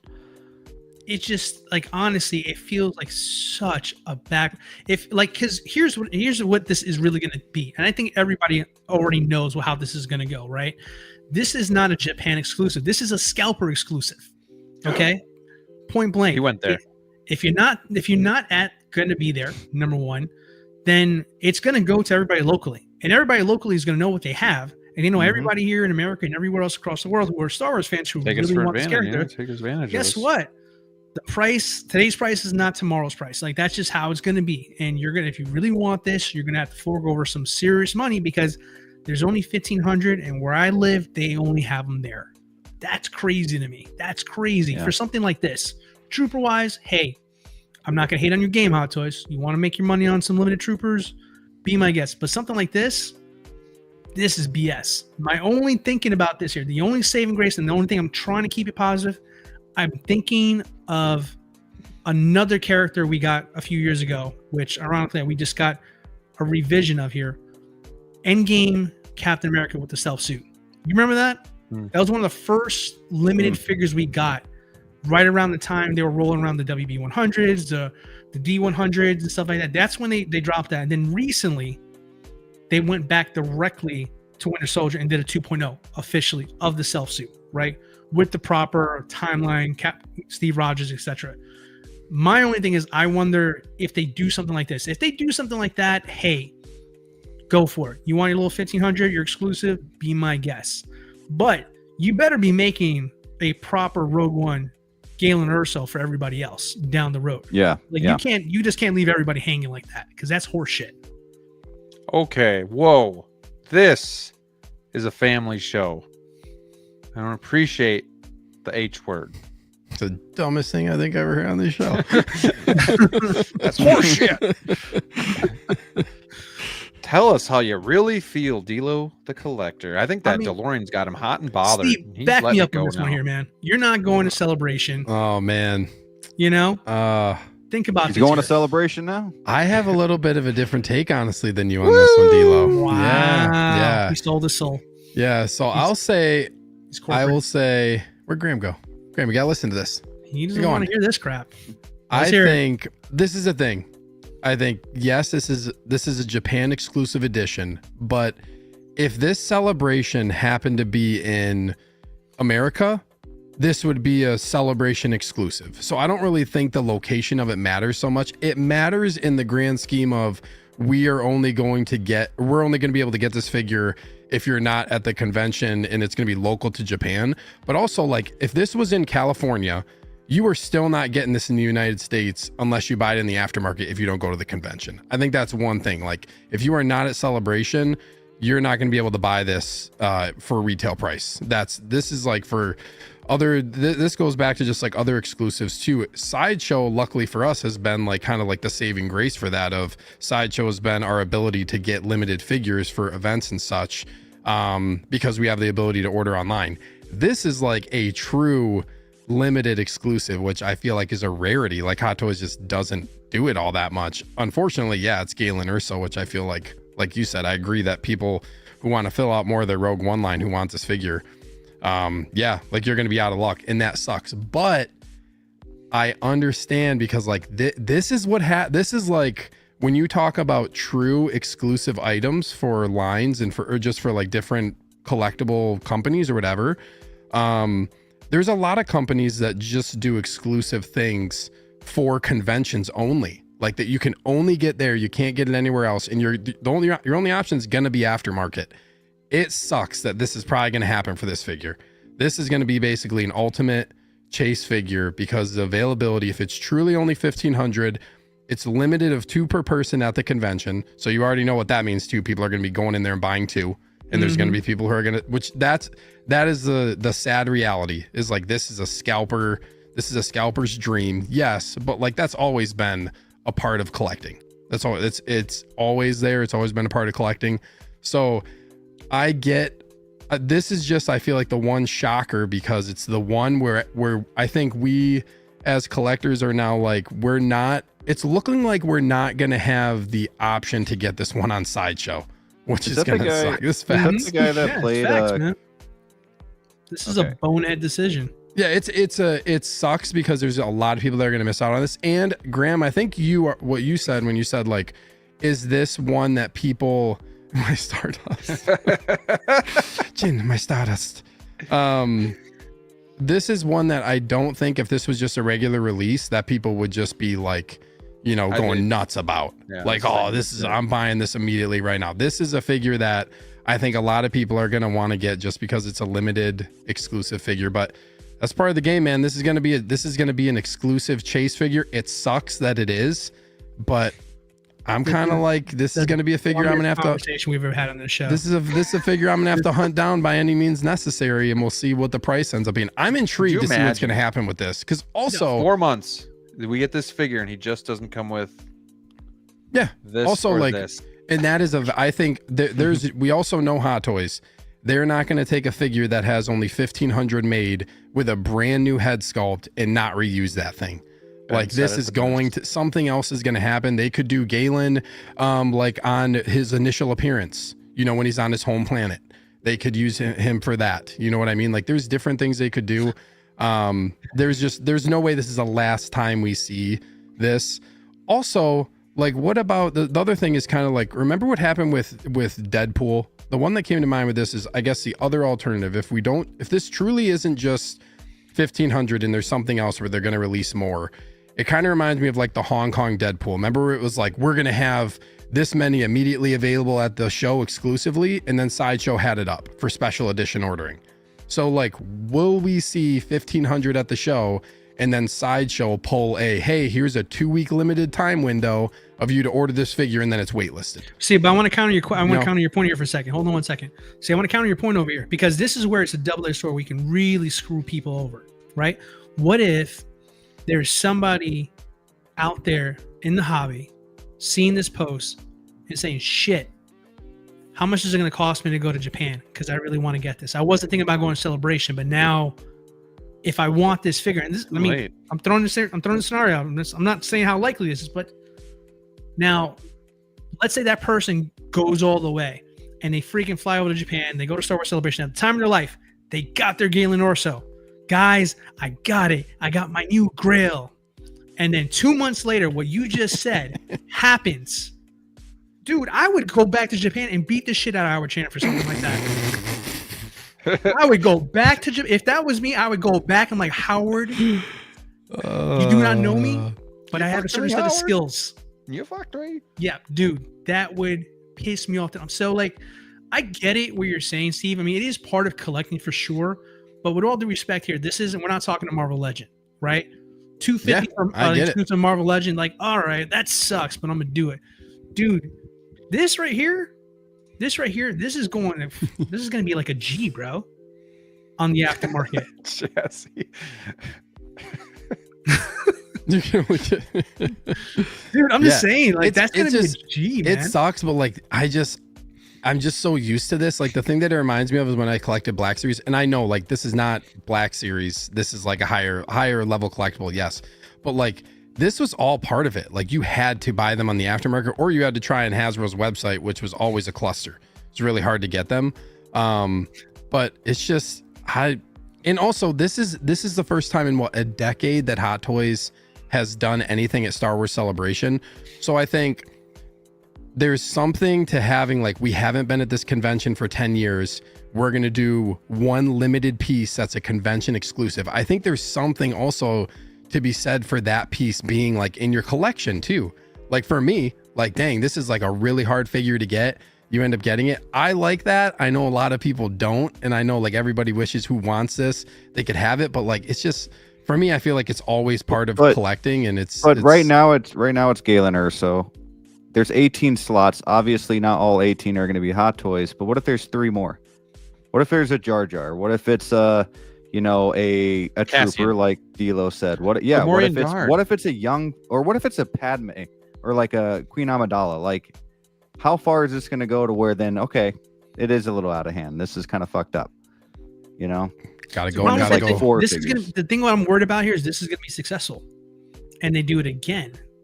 And then it's something that's near and dear to my heart. Let's say it's something. Let's say it's Michelle Pfeiffer from Catwoman. Catwoman from Batman Returns. I'd never do that. Never. Just throwing it out there, right? Because not everybody's going to say Galen Erso is worth this conversation, right? It's not that he's a passing figure. One movie, that's it. What if it was Catwoman? It won't be. What if it was Bob? Howard's like, Bob. Now that's a good one. It could be Bob. Also, hold on. One other thing. You can have my copy of Bob. Has there ever been, outside of this like really limited Coca-Cola exclusive Iron Man, which we know what happened with that, 20 announced and then they make the next one.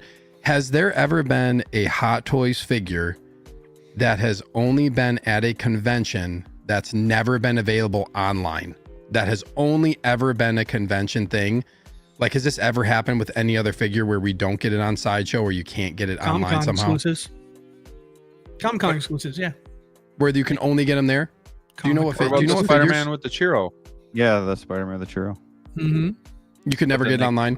with You can get the Spider-Man. Recently, discount you've with been able to do it. Like not back in the day, it was Comic-Con exclusives back in the day. So I mean, they did it and they stopped doing it. And then Sideshow would carry some of those here. Yeah, and they just like haven't done it like that in a long time. So I don't know, man. It's tough because I can also see like this is a Hot Toys exclusive that just ends up getting put up. Like I said, like that they could very well just do that and put it up for a limited time order potentially. If this was like Andor, I could see them doing this and then pulling the Chiro thing where they just don't give you something and then, but like being that it is Galen Erso and it is such a limited character, I think this is going to stick.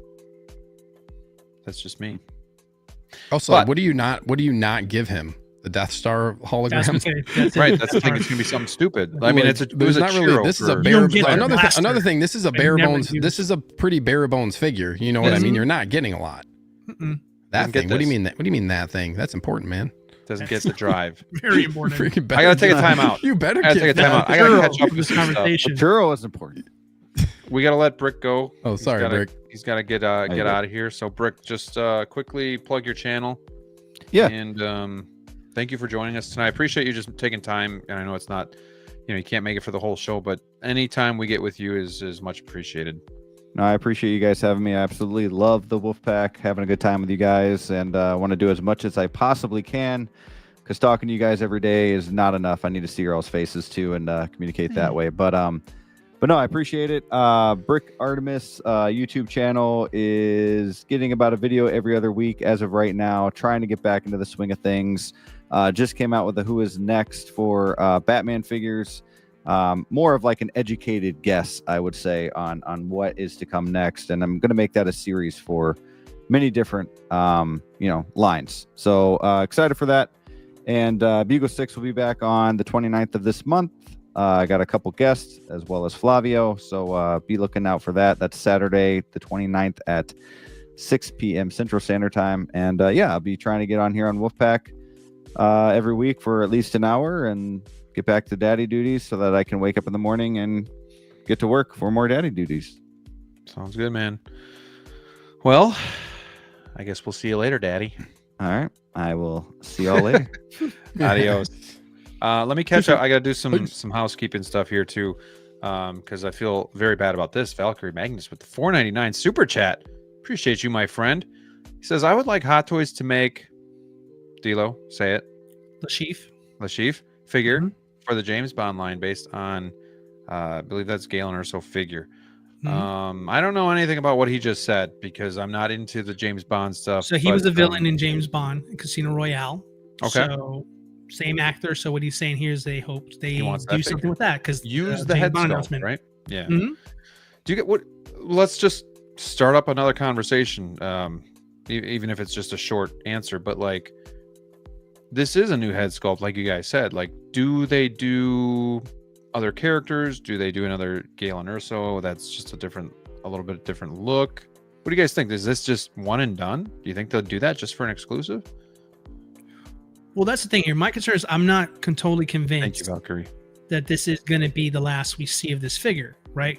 Steve did the same example I did here, but basically we kind of came to the same conclusion here that there's always a possibility that this is going to be 1500s in Japan, but this might potentially be repackaged as something else for the general public, missing something, different accessory, something there. I don't like when they do that. I don't think that's fair to people who are, commit to something first and then a couple months later, a year later, it's basically my limited thing means absolute dog shit because you just made a wider release for everybody else. I may have this certain accessory over here, which is cool, but it really doesn't do anything because essentially what you're giving away the same figure, a more mass wide release for everybody else. So it kind of takes away from what was really limited about mine in the first place.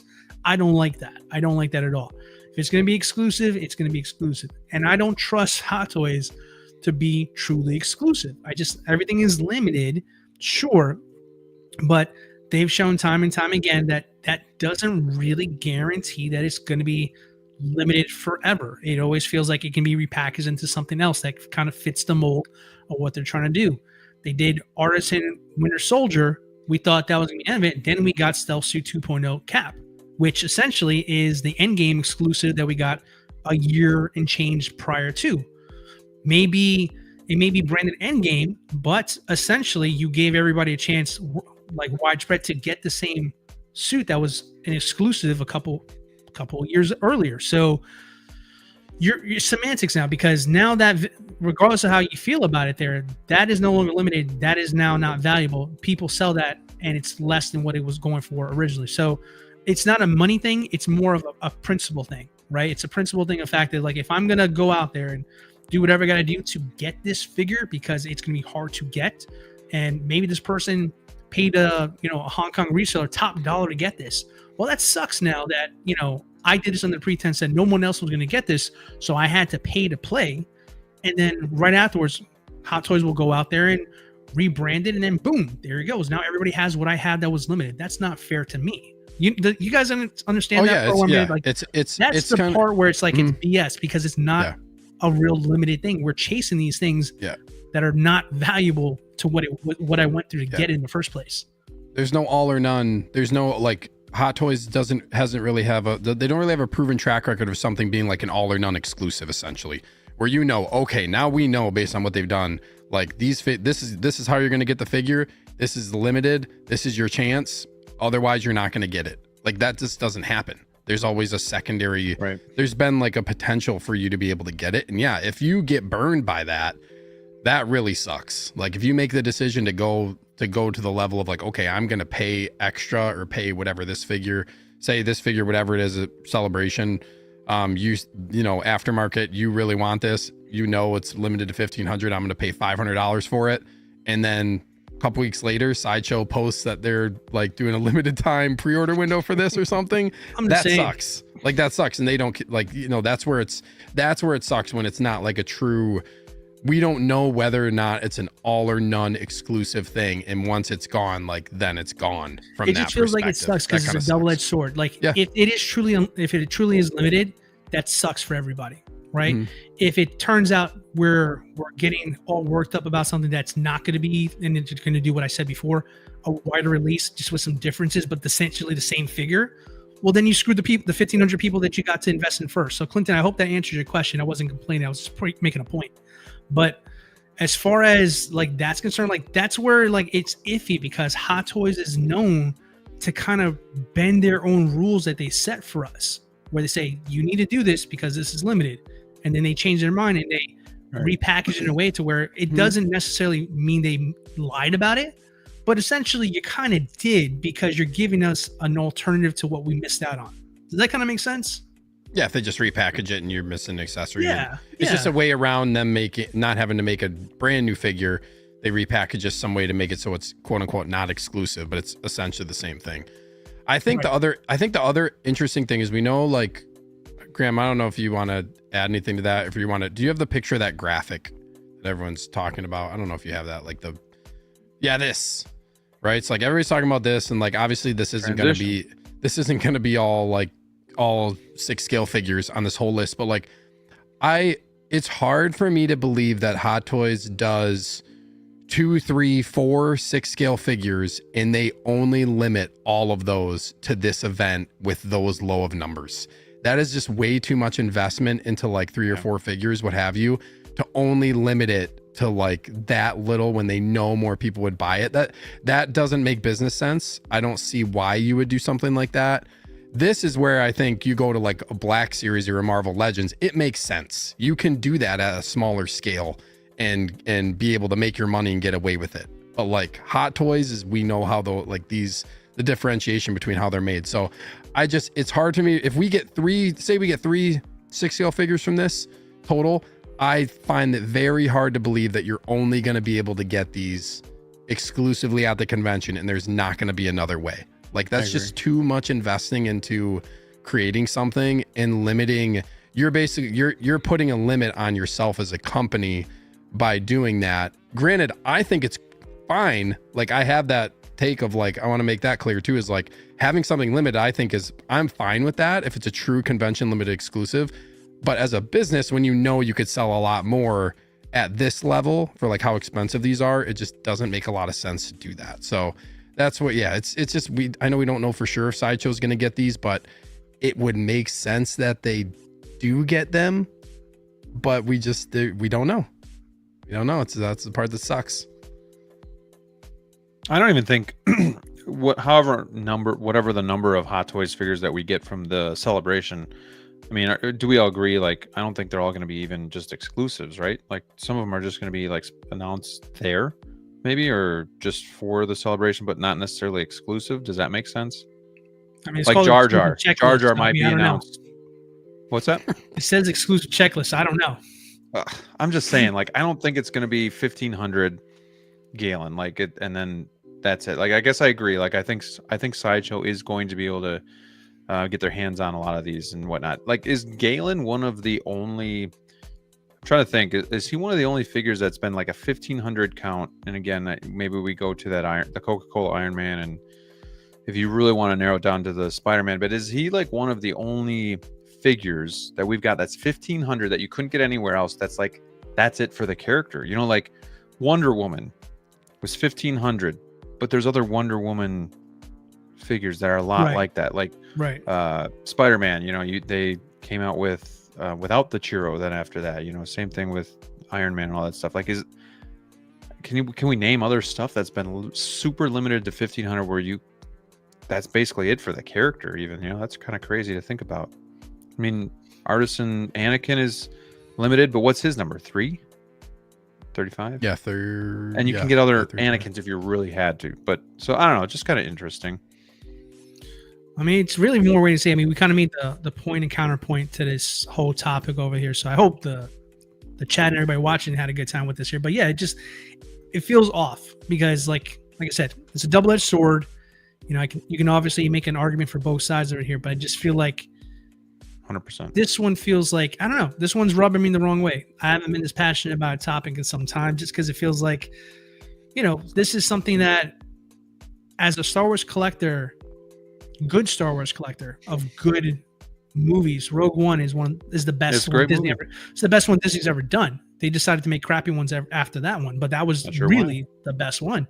And honestly, when I came into collecting Star Wars, like one of the first things I sought after was Rogue One. Everything, you know, Troopers, Jin, everybody, you name it. I mean, that one, I went hard hunting for that stuff. So I mean, I was really passionate and still have my stuff right now. So I've always felt an emptiness that we didn't get, you know, the rest of the Rogue One crew and stuff like that. So I was like, when you see something like this, you're like, whoa, this is awesome. Wasn't expecting them to go back to Rogue One in this way where they're not only, you know, redoing, because you know they're going to go back to Rogue One and do some 2.0 stuff. You know Jin will probably get a 2.0 at some point eventually here. But to be able to add Galen Erso well too, where you didn't have that on your board, to think that was going to be a possibility, and then to find out what you wake up, it's 1,500 in another country, and the only way you can do it is if you go to Celebration. That fucking sucks. I don't know about you guys, but that blows. So, because I mean, the alternative is I go to Celebration, I spend about $2,000 in tickets to get there, hotel, all that stuff, and then still got to pay for the figure and fly and ship it back to myself. And I mean, buy it on eBay. You know. So and that's where a lot of people justify buying exclusives from conventions, is because they say, okay, this figure's $300, I'll pay $500, because in order for me to go to the convention, just flying there's $2,000, a hotel's another grand, eating, like you're $4,000 to $5,000 deep going to Japan. You know what I mean? Mm-hmm. So like, is it really that's where convention exclusive stuff has always been, I think, for people, that it's an easy justification to pay a little bit more, because you don't have to. And I feel like that's a fair point for people who go to the convention. They say, I'm investing my time and money to go here. This is something that I'm getting as a token exclusive for me going here to this event. Like I am putting, like, I'm investing my time and all that to do that. So it's interesting, man. Exclusive stuff is, you don't like to see it when it's a something that you want collecting. That's when it really hurts, you know? Yeah, for sure. What do you guys think about this? Dirk Diggler stunt double. What if we're getting an Andor series version of Galen? Would that help ease the pain, or not the same? Just not the same. I think it depends on price. I think it really depends on how they go about doing. It's still so unknown how they're going to go about doing Andor. If it's even going to be addressed, they skipped Andor season 1. Are they going to do season 2? Or I still just like, I have a feeling that Hot Toys already like we've talked about this in the past at length, right? They already have K2. They can update Krennic and give him rolling eyes. They can reissue troopers. Like there's things that they can do that are going to go along with Andor season 2 because it goes right into Rogue One. So is it going to really truly be branded Andor? Or are we just going to get more Rogue One branded stuff that are reissues for Andor? I don't know. We need a Cassian. That's really the main. We need a Cassian before we do anything Andor related.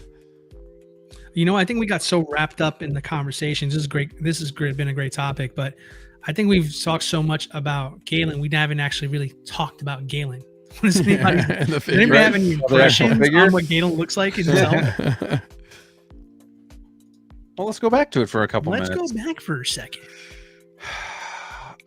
From what I've seen on social media, this seems to be kind of split 50-50 on what people's thoughts are. Some people love the head sculpt. Some people think it looks off. I think it just depends on the lighting and the angle, but I think overall it looks pretty good. But yeah, what do you guys think? I know we talked about it doesn't come with much, but what else would you give him, Steve, you take point in this one, bro. I need a break. Take point. I need a break. I actually really like how this turned out. I actually really like the head sculpt too. I think this head sculpt captures his likeness at different angles, especially this one and then the next one. And I always say that a lot of sculpts have issues when there's a bottom up shot, and this one, like the bottom up shots actually capture his likeness really well. So I feel like that's kind of like a judgment point for me now at this, at this time when I like look at figures, because sometimes it just looks off. But no, I think the head sculpt looks really good. I think they did a really nice job. The hair looks really good as always. I just like their sculpted hair is just insane, awesome. Man. I don't know how they make the hair look like they're getting to a point where it's almost like you look at it from a distance and some of it looks like real hair. Kind of like the Artisan Joker. Like I feel like when I'm looking at photos of that one, you can always see it's hard to tell a difference sometimes in some of the pictures, but I think it looks good. I overall, I don't really have too much to say. It's a bare bones figure. Like I said, it doesn't really come with a lot, but it doesn't really need to come with a lot either. The hologram piece, I don't really need. It's a pretty bare bones figure. I think the outfit looks good. I think like the outfit, the way that they did it. And I honestly like the tailoring for the outfit looks pretty good. Like for the uniform that he's wearing, I think like, I feel like overall they captured it. Like they captured this figure pretty well. Yeah. I guess I'll go. Yeah. So I mean, that's really there's only three of us. That's really there's not really too much to say about it. No, I kind of echo what Steve says here. I think it looks good. It definitely is a bare bones release there. But again, what can you really give them, quite frankly, right? So overall looks good. I mean, the hair for me is like the MVP of this head sculpt over here. I do see where some of the people's concerns are about the likeness. And I don't think it's necessarily the likeness per se. I think, that's definitely Matt Nicholson for sure. But I think that where they're missing it here, I think it's in the eyes. I really think it's the eyes that's really making, because this one looks off. Well, no, honestly, they all are. What it is, Matt Nicholson's has more sunken in eyes, almost like they're a little bit closed, right? The way his facial structure is over here, and these are too big, and because they're too big, it kind of gives that uncanny valley kind of look to it there, where like you see them, but something's off, and you can't quite put your finger in. I think it's the eyes is what's telling you that there. I think if they tweak that, which I don't know if they're going to be able to do it, because I'm pretty sure this is probably done, right? Because it's going to be at Celebration next month. So in a month, yeah. So ready. Probably not going to change. This is pretty from much what we're it. seeing here. Yeah, this is probably like, hey, those are really release good, photos. But yeah, it's the eyes, man. He, like I said, he has very sunken in eyes, and I think that's what's thrown up, because he looks wide awake here, and Matt Nicholson by default looks like he's always sleepy. So I think that's what's thrown off. But I think the hair is on point. I wish I had hair like that. Freaking the 5 o'clock shadow, I think looks awesome. And again, everything about it looks great. I just think it's the eyes that's throwing people off. And That's the only thing that's wrong with this figure. I think this is pretty nice overall. Yeah, I agree. I mean, there's some images, like I think this one looks really good, spot on. But then like this, yeah, these look just odd. Maybe it's lighting, maybe it's angle.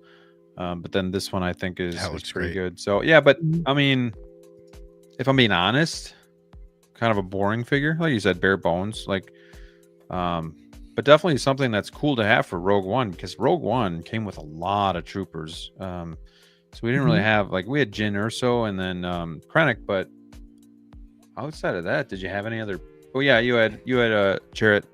He came with Rogue One, but it was a lot of troopers. No so oh man, it'd be nice. It's nice to get, you know, some more representation for Rogue One, but you know, maybe not the most sexy or like exciting figure, but it's exciting because of the character himself. I mean, right. We're It's a talking critical about character. It's the father of the Death Star. So I mean, like, that is not something. That's why I'm so passionate. Like, you shouldn't block this behind any kind of exclusivity for something like that. Like, yeah, listen, this thing is not going to sell, you know, 10,000 units. All right, like, I'm realistic about that. There, I mean, I would put this up with how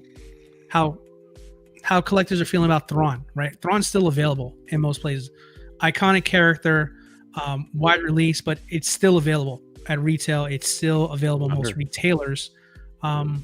But it doesn't have to be 1,500. I think 1,500 is just too low, and I just, you know, I don't know if that down the road when we talk about this in the future, if that's going to be the smartest move they could have made about this one. But I don't know. I digress. I think you can find more than 1,500 people in the world who'd want this particular figure. That's just my opinion on that there.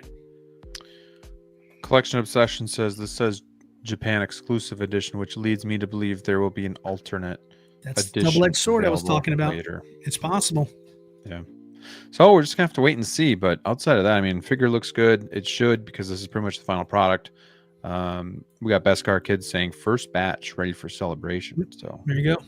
Yes, that's another thing. Like, if that's what they're doing for first batch, and then they just make it available to everybody, it's like, because then, like, what if that's Hot Toys' take? Like, oh well, it's a celebration exclusive because you get it before everybody else. Like, it's ready for you. Nobody else is gonna get it till the end of the year. You know what I mean? Like, what if that's their play on some of this stuff? You just don't know what Hot Toys is thinking, man. Hot Toys makes weird Hot Toys decisions. What do you guys think this would go for on the aftermarket? You guys had to take an educated guess. Like right away, right after celebration? No, the next day. What do you think next day would be? Ooh, the next day? Mm-hmm. 6?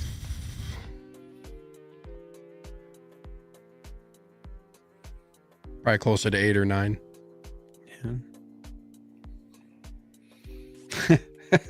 I mean, like you said, it's a true limited figure, 1,500. That sucks.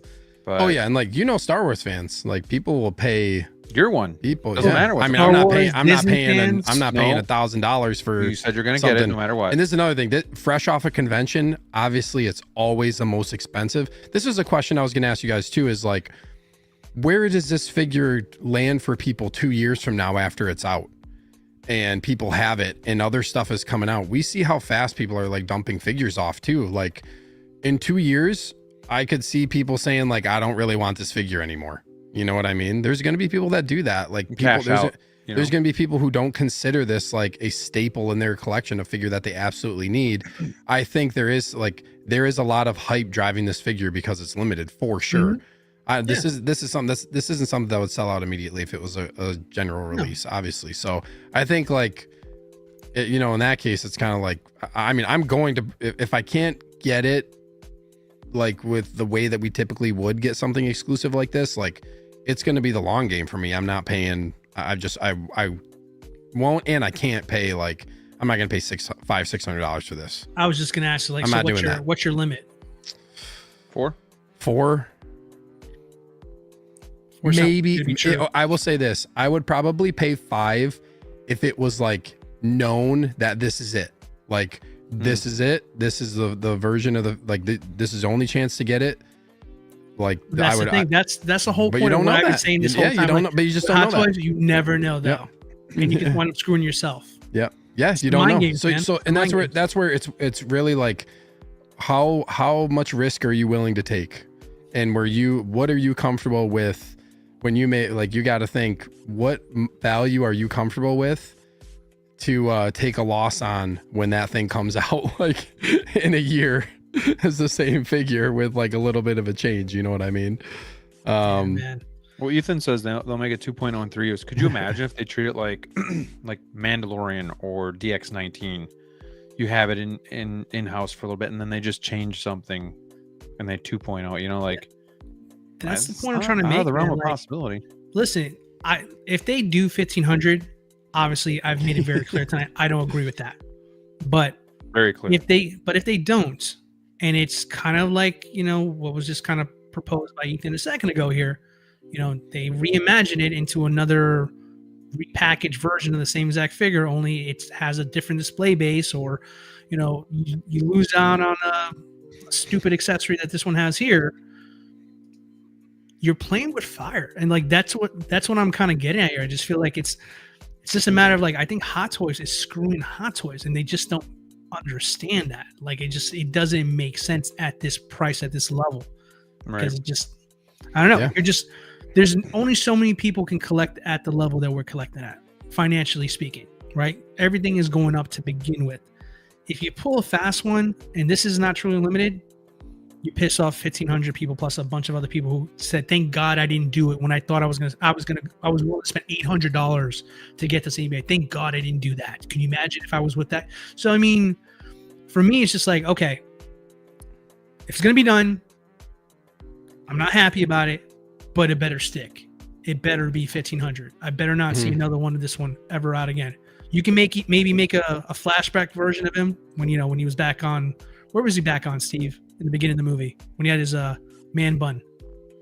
Talking about like his home planet. Ooh, I forget what it's called. Well, you guys remember. So I mean, if he had that look before he went back, okay, fair game, right? But if you ever make this one after that, you're gonna piss off so many people, man. You're gonna piss off so many people. And you piss off enough people as it is that like you're losing goodwill if you do something like that. Lamu? Did you just wiki it right now? Yeah. Well, thank you, Graham. Appreciate that. We like to have all the answers. I'll even put it in the chat just so you guys can. Man, it's gonna be interesting to see what happens with this. It's gonna be real interesting to see what happens once. It is. And Celebration, I love Celebration. I always watch like the live streams. Like we're always celebrating, Yeah, like I went to Celebration 2019, and ever since I went, like I love the time of Celebration, but at the same time, I just am so envious of everybody and jealous that everybody's there, and I can't be there again because it is one of the best conventions. It is so much fun, and this would be so cool to go to a Celebration and be able to buy a Hot Toys figure there. Like that would just be awesome to be in like the Hot Toys booth. So like the people who are going who collect and like can actually get in line at the Hot Toys display and see stuff and like be able to buy a figure is just, that's something that's really cool too. But yeah, this is not something that's worth to me. Like I don't feel like you're gonna reap what you sow if you buy this at a really high price, and I try to be really careful when it comes to really going down that road, because I personally wouldn't feel if I spent $700, $800, $900 on this and then it drops on Sideshow. That'd not be good. So it'll be a short game. It'll be a shorter long game on this one probably. And like you just got to wait and see what happens. This one's just gonna need some patience, but it's hard not to give into the hype on this one because it's hyping a lot of people. FOMO. Up. A lot of FOMO going on. You know what, right Graham? now. You slacked. Now you should have put up a poll about this a while ago. Oh, sorry. Yeah, you should have, man. What do you want the poll to be? Will this stay an exclusive for Japan, or will Hot Toys make another one?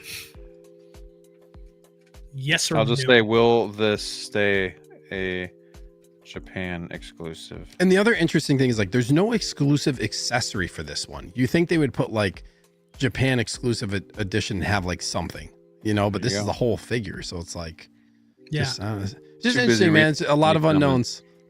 So so let me ask you this, guys. If you if this is like theoretically ends up going up on Sideshow and it's a lottery, are you going to try?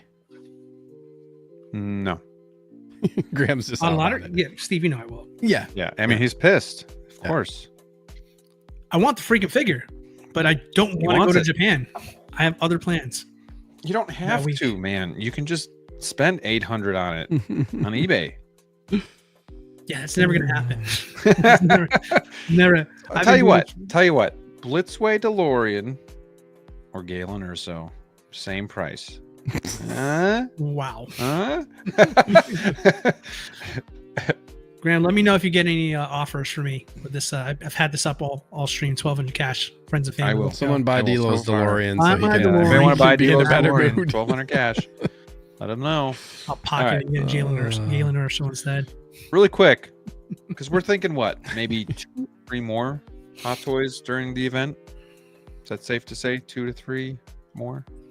Yep. I'd What? say- Would you guys want to see? What are you itching for? What do you want to see announced or whatever at this event? There's 3 of us. There might be, we'll just say there's 3 more. We all pick one. What's it gonna be? What's it gonna be? What's it gonna be? I want to add a driver. Okay. That'd be I cool. want some OT. I agree. Mine was gonna be Gamorrean Guard.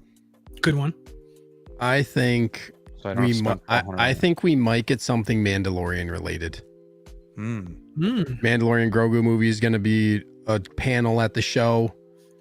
Like, I think there's a potential they might just do some type of Artisan Mandalorian. Bo-Katan. That would be cool. That was the one that popped into my That'd head. be 'Cause cool. What else? You know, If they like shadow drop like an Artisan exclusive, that would be interesting.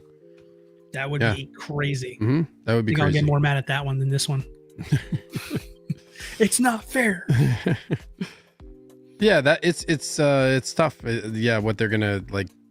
Are the exclusives gonna have any rhyme or reason as to why they pick those specific characters? I don't know, but that's what that'll be my guess. Something Mandalorian or Grogu, or it could also be we could get like our first branded Revenge of the Sith anniversary figure potentially, shown or something True. at this. yeah. Very, It'd be great to see. Very, very possible.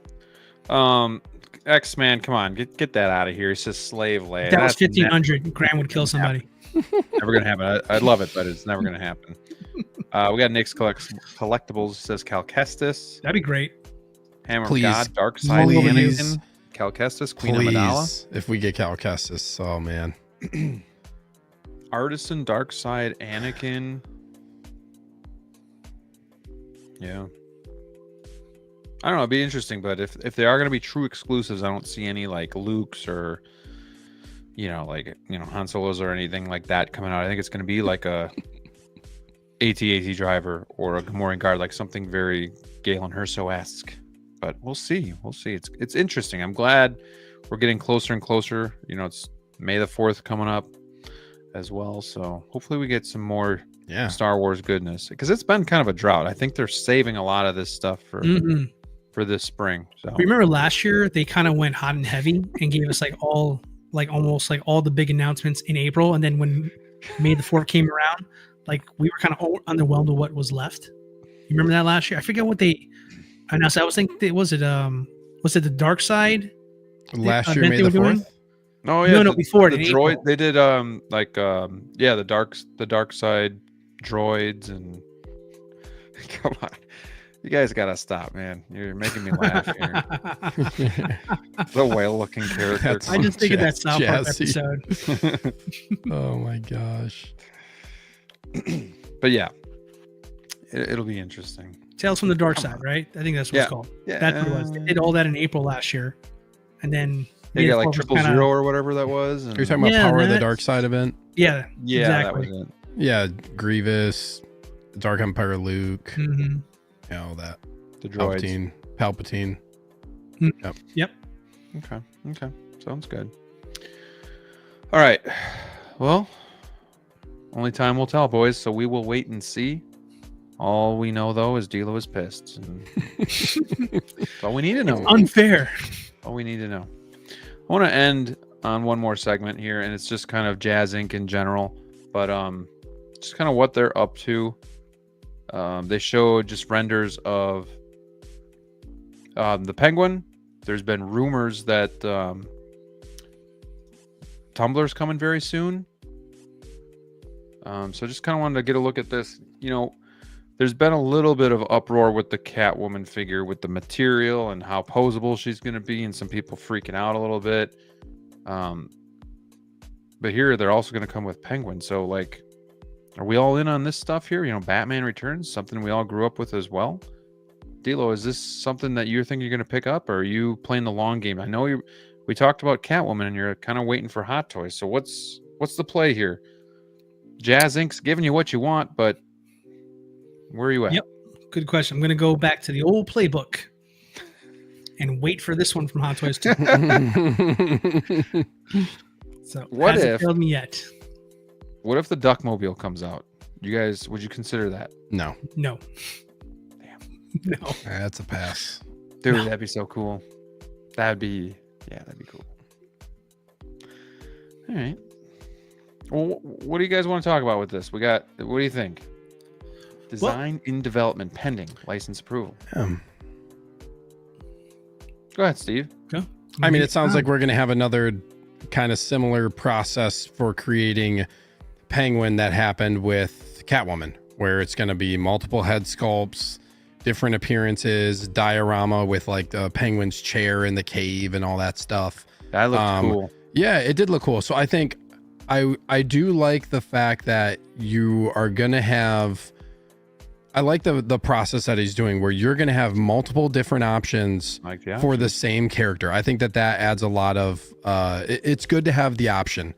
You know, if you want to get all of it, you can. If you want to have just this very specific like scene focus of the Penguin, you can. If you want to have different sculpts, if you want to do like the cave look with his chair and all that stuff, you have that option too. So I like how there's the tiers of like, okay, you can pick whatever version that kind of suits your needs, as opposed to, hey, this is what you're getting, this is your only, the only option. I think it is nice to have options, and it looks good. Like I mean, I've always appreciated how Jazz Inc. has done their updates, like where we see really early on in the process, and you're always updated, like in his Facebook group of like, okay, these are the new, like this stuff that we're looking at now, like these are the new photos. And he also, like, if we talk about Poison Ivy, like he's looking for, Yost is looking for feedback on some of the, like, what head sculpts do you like the most? You know what I mean? Like, I feel like that's just something that's really nice to have, like, if you want to provide your feedback to make it,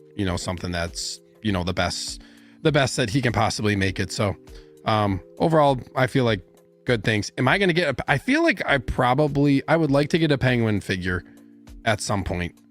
Will it be Jazz Inc.? I don't know. I feel like I want to just see more stuff, and I don't know, man. It's weird. Like, what is Hot Toys going to do?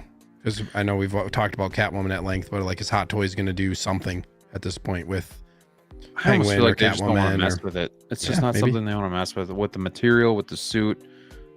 I don't know. They haven't done it to this point. I don't know. But DLO, if Catwoman comes out and she's impressive, everything goes right, would you then kind of change your tune? Or and by that time, obviously Hot Toys hasn't announced anything. Yeah, absolutely. I mean, I remember, I think we had, if I'm not mistaken, I think Low Key the Collector was our guest when we were initially talking about Michelle Pfeiffer's Jazz Inc. one, and we were kind of breaking everything down.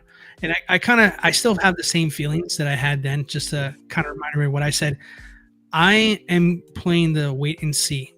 I've never owned anything from Jazz Inc. Vehicle wise, you hear good, you hear bad, you hear a lot.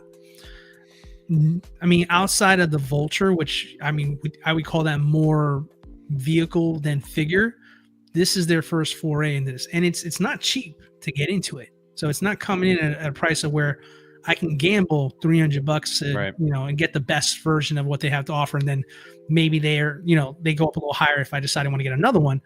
No, it's like you're going to pay to play up front, and you're just going to have to take our reputation and kind of hope that that's what I'm going to deliver to you guys, which I have no reason to doubt them, right? But I'm just saying, like, going into something with them feels more risky than waiting for Hot Toys. But to answer your question, if I was in a situation where I saw the final product and I was impressed by it, I'd be willing to pay more. I know that may sound backwards to some people, but I'd rather pay more. You just want to know. Yeah, I'd rather pay more to make sure that I'm absolutely impressed with what it's going to be and then pick it up, rather than waste my money on something that I'm disappointed with later. Like, if that makes sense to me, I'd rather do that than regret buying it in retail at the time.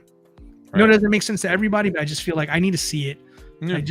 It looks good. Everything, the Penguin, the DeVito looks fantastic, but I got to see it for myself. I guess the only problem though with Jazz Inc. is they don't.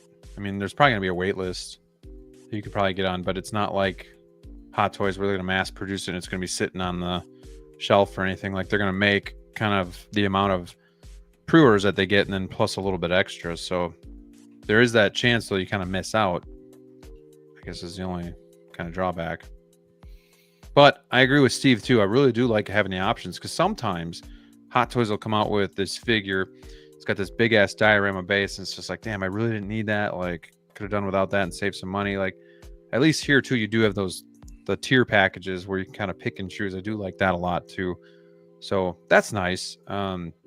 Looking at this Penguin, and again, this is just kind of like first glimpses at it. It's probably going to change a bit. What do you guys think about the likeness, about the look of it? I don't know. Something seems a little off to me. Like, I don't know. It looks like it could obviously be better. I'm not overly impressed with it. It looks good, but maybe it's the facial expression. I don't know. I think it's also weird, like, not seeing it on anything. Yeah. It's like, yeah, like, it's kind of throwing me off having like the paper towel or whatever that is underneath the like the chin. But I don't know. I think it like, for what they're first starting to do with it, I feel like it looks good, and it's probably gonna end up improving from here. So yeah. And then there's a rumor that they're doing Poison Ivy. No rumor, they are. Yeah, from Batman and Robin. Mm-hmm. Yeah, they showed the head sculpt and everything. So what does that tell us? Like, is that, like, do they know? I mean, obviously they don't know what Hot Toys is going to do. Hot Toys doesn't even know what Hot Toys is going to do. But isn't the timing a little weird, because Hot Toys just came out with Freeze, so people are wondering how far in the line they're going to go with this. So, like, does that cause people to pause with the Jazz Inc. Poison Ivy and say, well, they like kind of go the DLO route? Well, I'll just keep waiting for Hot Toys. Like, just kind of an interesting, like, they've said in the past they want to do figures that maybe Hot Toys is neglecting or not getting into those lines. So it's just weird that, I guess, Hot Toys announces Freeze and then all of a sudden they're like, yeah, we're gonna do Poison Ivy. He said that before. The Poison Ivy's been in the works for a while. Yep. Okay. Before Freeze. And I think also like I think they were saying they were like, he was gonna do Mr. Freeze, and I don't think he is now, because Hot Toys is doing it. Because he mentioned that about some other characters too, that they were like thinking about doing, but then somebody was like, well, what if Hot Toys does them? And he pretty much said, if they do, we're pretty much not going to. Yeah, he said, like, he said he does not want to compete with Hot Toys. Right. He wants to make figures that Hot Toys isn't making. Bob. And like, he's still getting like license, like obviously the license, and he's getting like the approval from the actors and stuff to do that. So it's all very interesting. And like, what is, so, and then my next question would be like, well, this Penguin is now in development, or say like this Poison Ivy's in development. What if like mid-development Hot Toys announces that figure? Like, is it going to continue to be fully made? Like, how far are they going to go to the point of no return too? You'd think when it's up for pre-order, it's done deal. Like, can't go like, back what if Penguin was announced tomorrow by Hot Toys after seeing this stuff? Like, I guess that's kind of an unknown thing.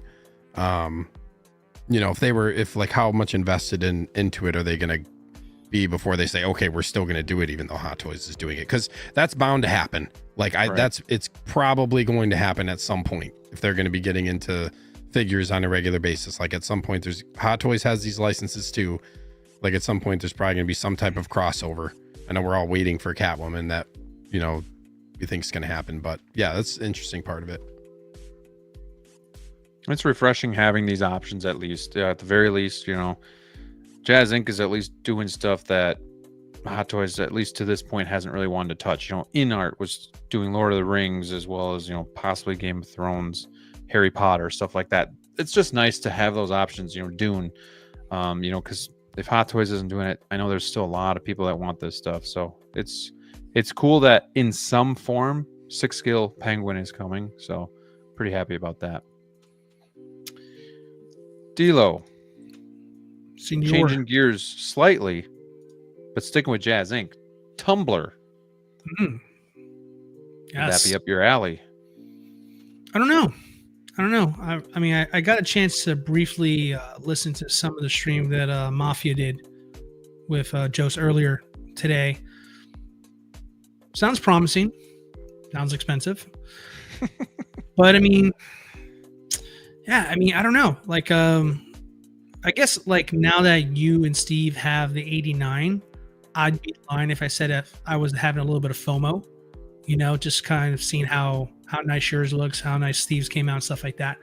But at the same time, it's just one of those things where like, we're not talking necessarily money. Cause I mean, if you want something, you'll pay it, right? That's just how we are in this hobby over here. But, space wise, I'm just curious because I seen your original Tumblr.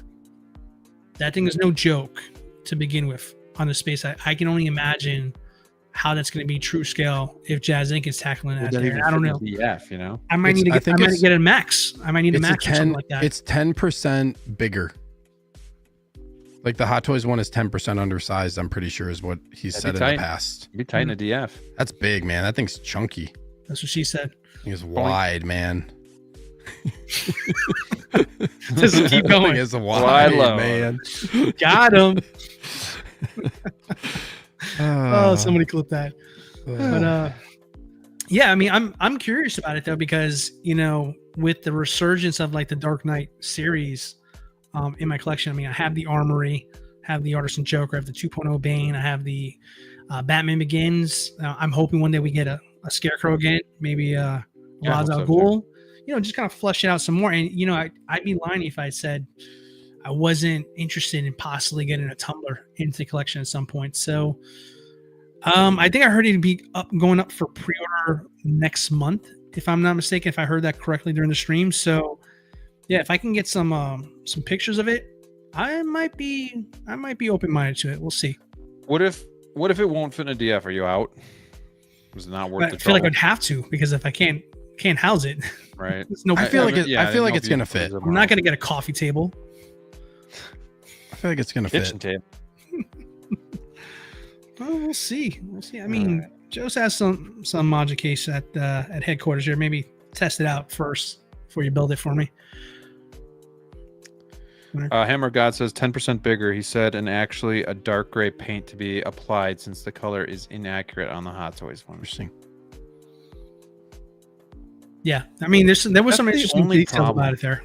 That's the only problem with getting into these Jazz Inc. vehicles. Is now I have the Batmobile here and then the Tumbler here, but now the Tumbler looks oddly shaped, small, and it's like so you almost kind of like, yeah, that's honestly, it's like wheels are turning. It almost kind of makes my Tumbler look a little bit too toyish. So tiny. You kind of screw yourself a little bit when you go all out with a vehicle and get the best of the best, and is what it is. But yeah, just something that I noted. But anyway, any other thoughts on the Jazz Inc. things going on here? Looks promising, honestly.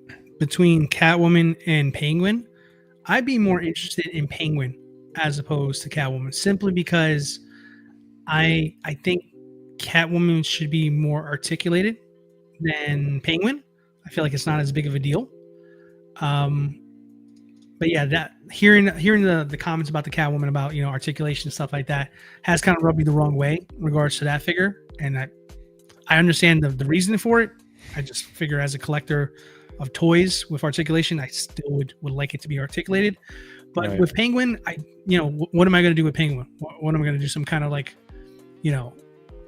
some wacky pose with Penguin? I don't think so. I think this is pretty much how I would keep my Penguin. It's a safer figure for sure. Yeah, I think it's out of the two, it's a safer one to go with there, because I think this head sculpt does look good. I don't see anything wrong with it. I think it looks pretty darn spot on to me. But yeah, get a look like this, I don't see why this would be. I think this would be an easier one for me to pick up than Catwoman. Okay. Well, I hope you do, because we're Batman buddies and we got to stick together. Always, bro. Always. All right, Steve, you got any final thoughts here? No, I'm looking forward to seeing how it turns out, because I feel like Penguin is, like, I know people have really wanted this for like a good version of it for a long time. So Well, I saw the picture with like the Dio too, and I'm just like, wow, that's it looked really good. Impressive. Like, Yeah. So Yeah, I thought it was cool. We'll see. All right. Well, that's going to do it for us tonight. We hung out for almost 2.5 hours. I think that's a pretty good show, guys. I think we had some fun. Had Brick for a while tonight. Had the gang back together, so that's always a good thing to be able to do. So I'm gonna just let you guys go from here. DLO, why don't you start with the happenings on your channel? Yeah, sure, no problem, guys. Definitely felt good having the whole crew together for sure. Definitely was a fun show. Shout out to obviously the community for being so lively in the comments, like you guys always are. You guys kill it per usual. But as far as on my channel, I silently dropped my Batman Armory review while we were streaming. So it is available on my channel now. If you guys views away from us. No, maybe. Maybe. Maybe. We'll see. I haven't checked. If I did, I apologize. But now that the stream's coming in, you're more than welcome to take a look at that on my channel, DLO The Collector, if you want to. You guys can always find me on IG. That's usually where I'll post my latest pickups or projects or something I'm working on over there. So follow me on that. And I also am on Facebook as well, too. But next thing on the list here, I'm going to go ahead and do my haul video that I've been holding off on here now that the armoring video is officially up on the channel. So stay tuned for that. And you can see me here next week complaining. Yes. yeah. Oh man, that's a good one. Appreciate you, DLO. Steven, what's new? You can come hang out with me on Sunday nights on my live show at 8 p.m. Central. And then once Star Wars Celebration happens, I'll be starting a new phrase, which is going to be, it's been one day without Galen Erso. And then I will continue. And the next day will be, it's been 2 days without my Galen Erso figure. And I will go until I get one. That'd be fun. That's all I got. All right. Looking forward to it. I really don't got much Looking going on right forward now. to I also, one other thing I will say is I've been making some headway on getting my collection organized. I've been opening a lot of stuff. Thank you.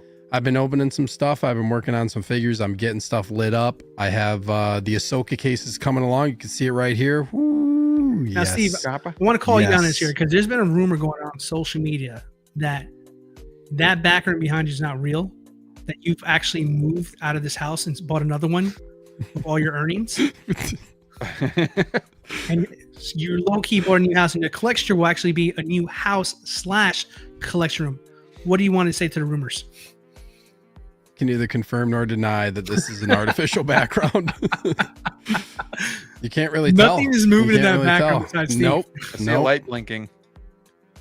Irrelevant. That's part of the digital AI shit you got going on now in society. You can fake anything. Oh man. Well, we're excited I'm excited. I can't wait to see your collection. I know you've been working so hard on it there, so obviously that is going to be a treat. I love me a good collection tour. Hell yeah. Thank you. All right, well, everybody. Hurry up. When it comes to the Jedi Knights watch, obviously I'll be back here Wednesday as well. Last week did the Batmobile review. That's been pretty successful. So thank you guys for watching that. And then again, thanks to the GOAT, Hawk Wars Toys. Finally, dude. I think Steve's had his for a while. This guy was like released. If you can see it, here we go. John Wick. Oh, okay. Yes. This was released around Thanksgiving, so I finally got him in today or yesterday, actually. Thanks to Hawk, and then also from him. So I'm going to review these this week. Oh, but nice. we got to get that OT love in there, so that's exactly what we're going to do. Of course, today I talked to Hawk on the phone too, and he's like, I'm going to have a most likely gonna have a do back. You know, if you do want one, so change your mind. So I'm like, God bless it. Road to the do back. I was just gonna say. So yeah, we'll have to meditate about that. Yeah, he's my dealer, man. I swear, like enabler. Just sell the underskilled tumbler. You know, honestly, if I just got a do back and I didn't move anything else, I'd be cramped for space again. So that's tough, man. It is, like, seriously, like I just can't have an iconic piece of OT in your collection because of space. Oh, it's rough. That's rough. But if I do get him, I could join the do-back gang here. So I'm still undecided, man. Doobie Brothers. I mean, I'm still waiting for $1,200 from a DeLorean. We'll see what happens. Oh, someone buy DLO's DeLorean. Somebody, come on, anybody. I'll put a story up on IG with your. There you go. Clip this on there and 1,200 cash. All right, cash only. All right, guys. Well, hey, it was fun as always. Episode 93 is a wrap. We'll be back next week for 94. Hopefully, Hot Toys keeps up with the news and gives us some really juicy stuff to talk about. But in the meantime, stay safe out there. And we'll see you soon. Two sweet boys. Come and get some. Good night, everybody. Good night, everybody. 1,200 cash.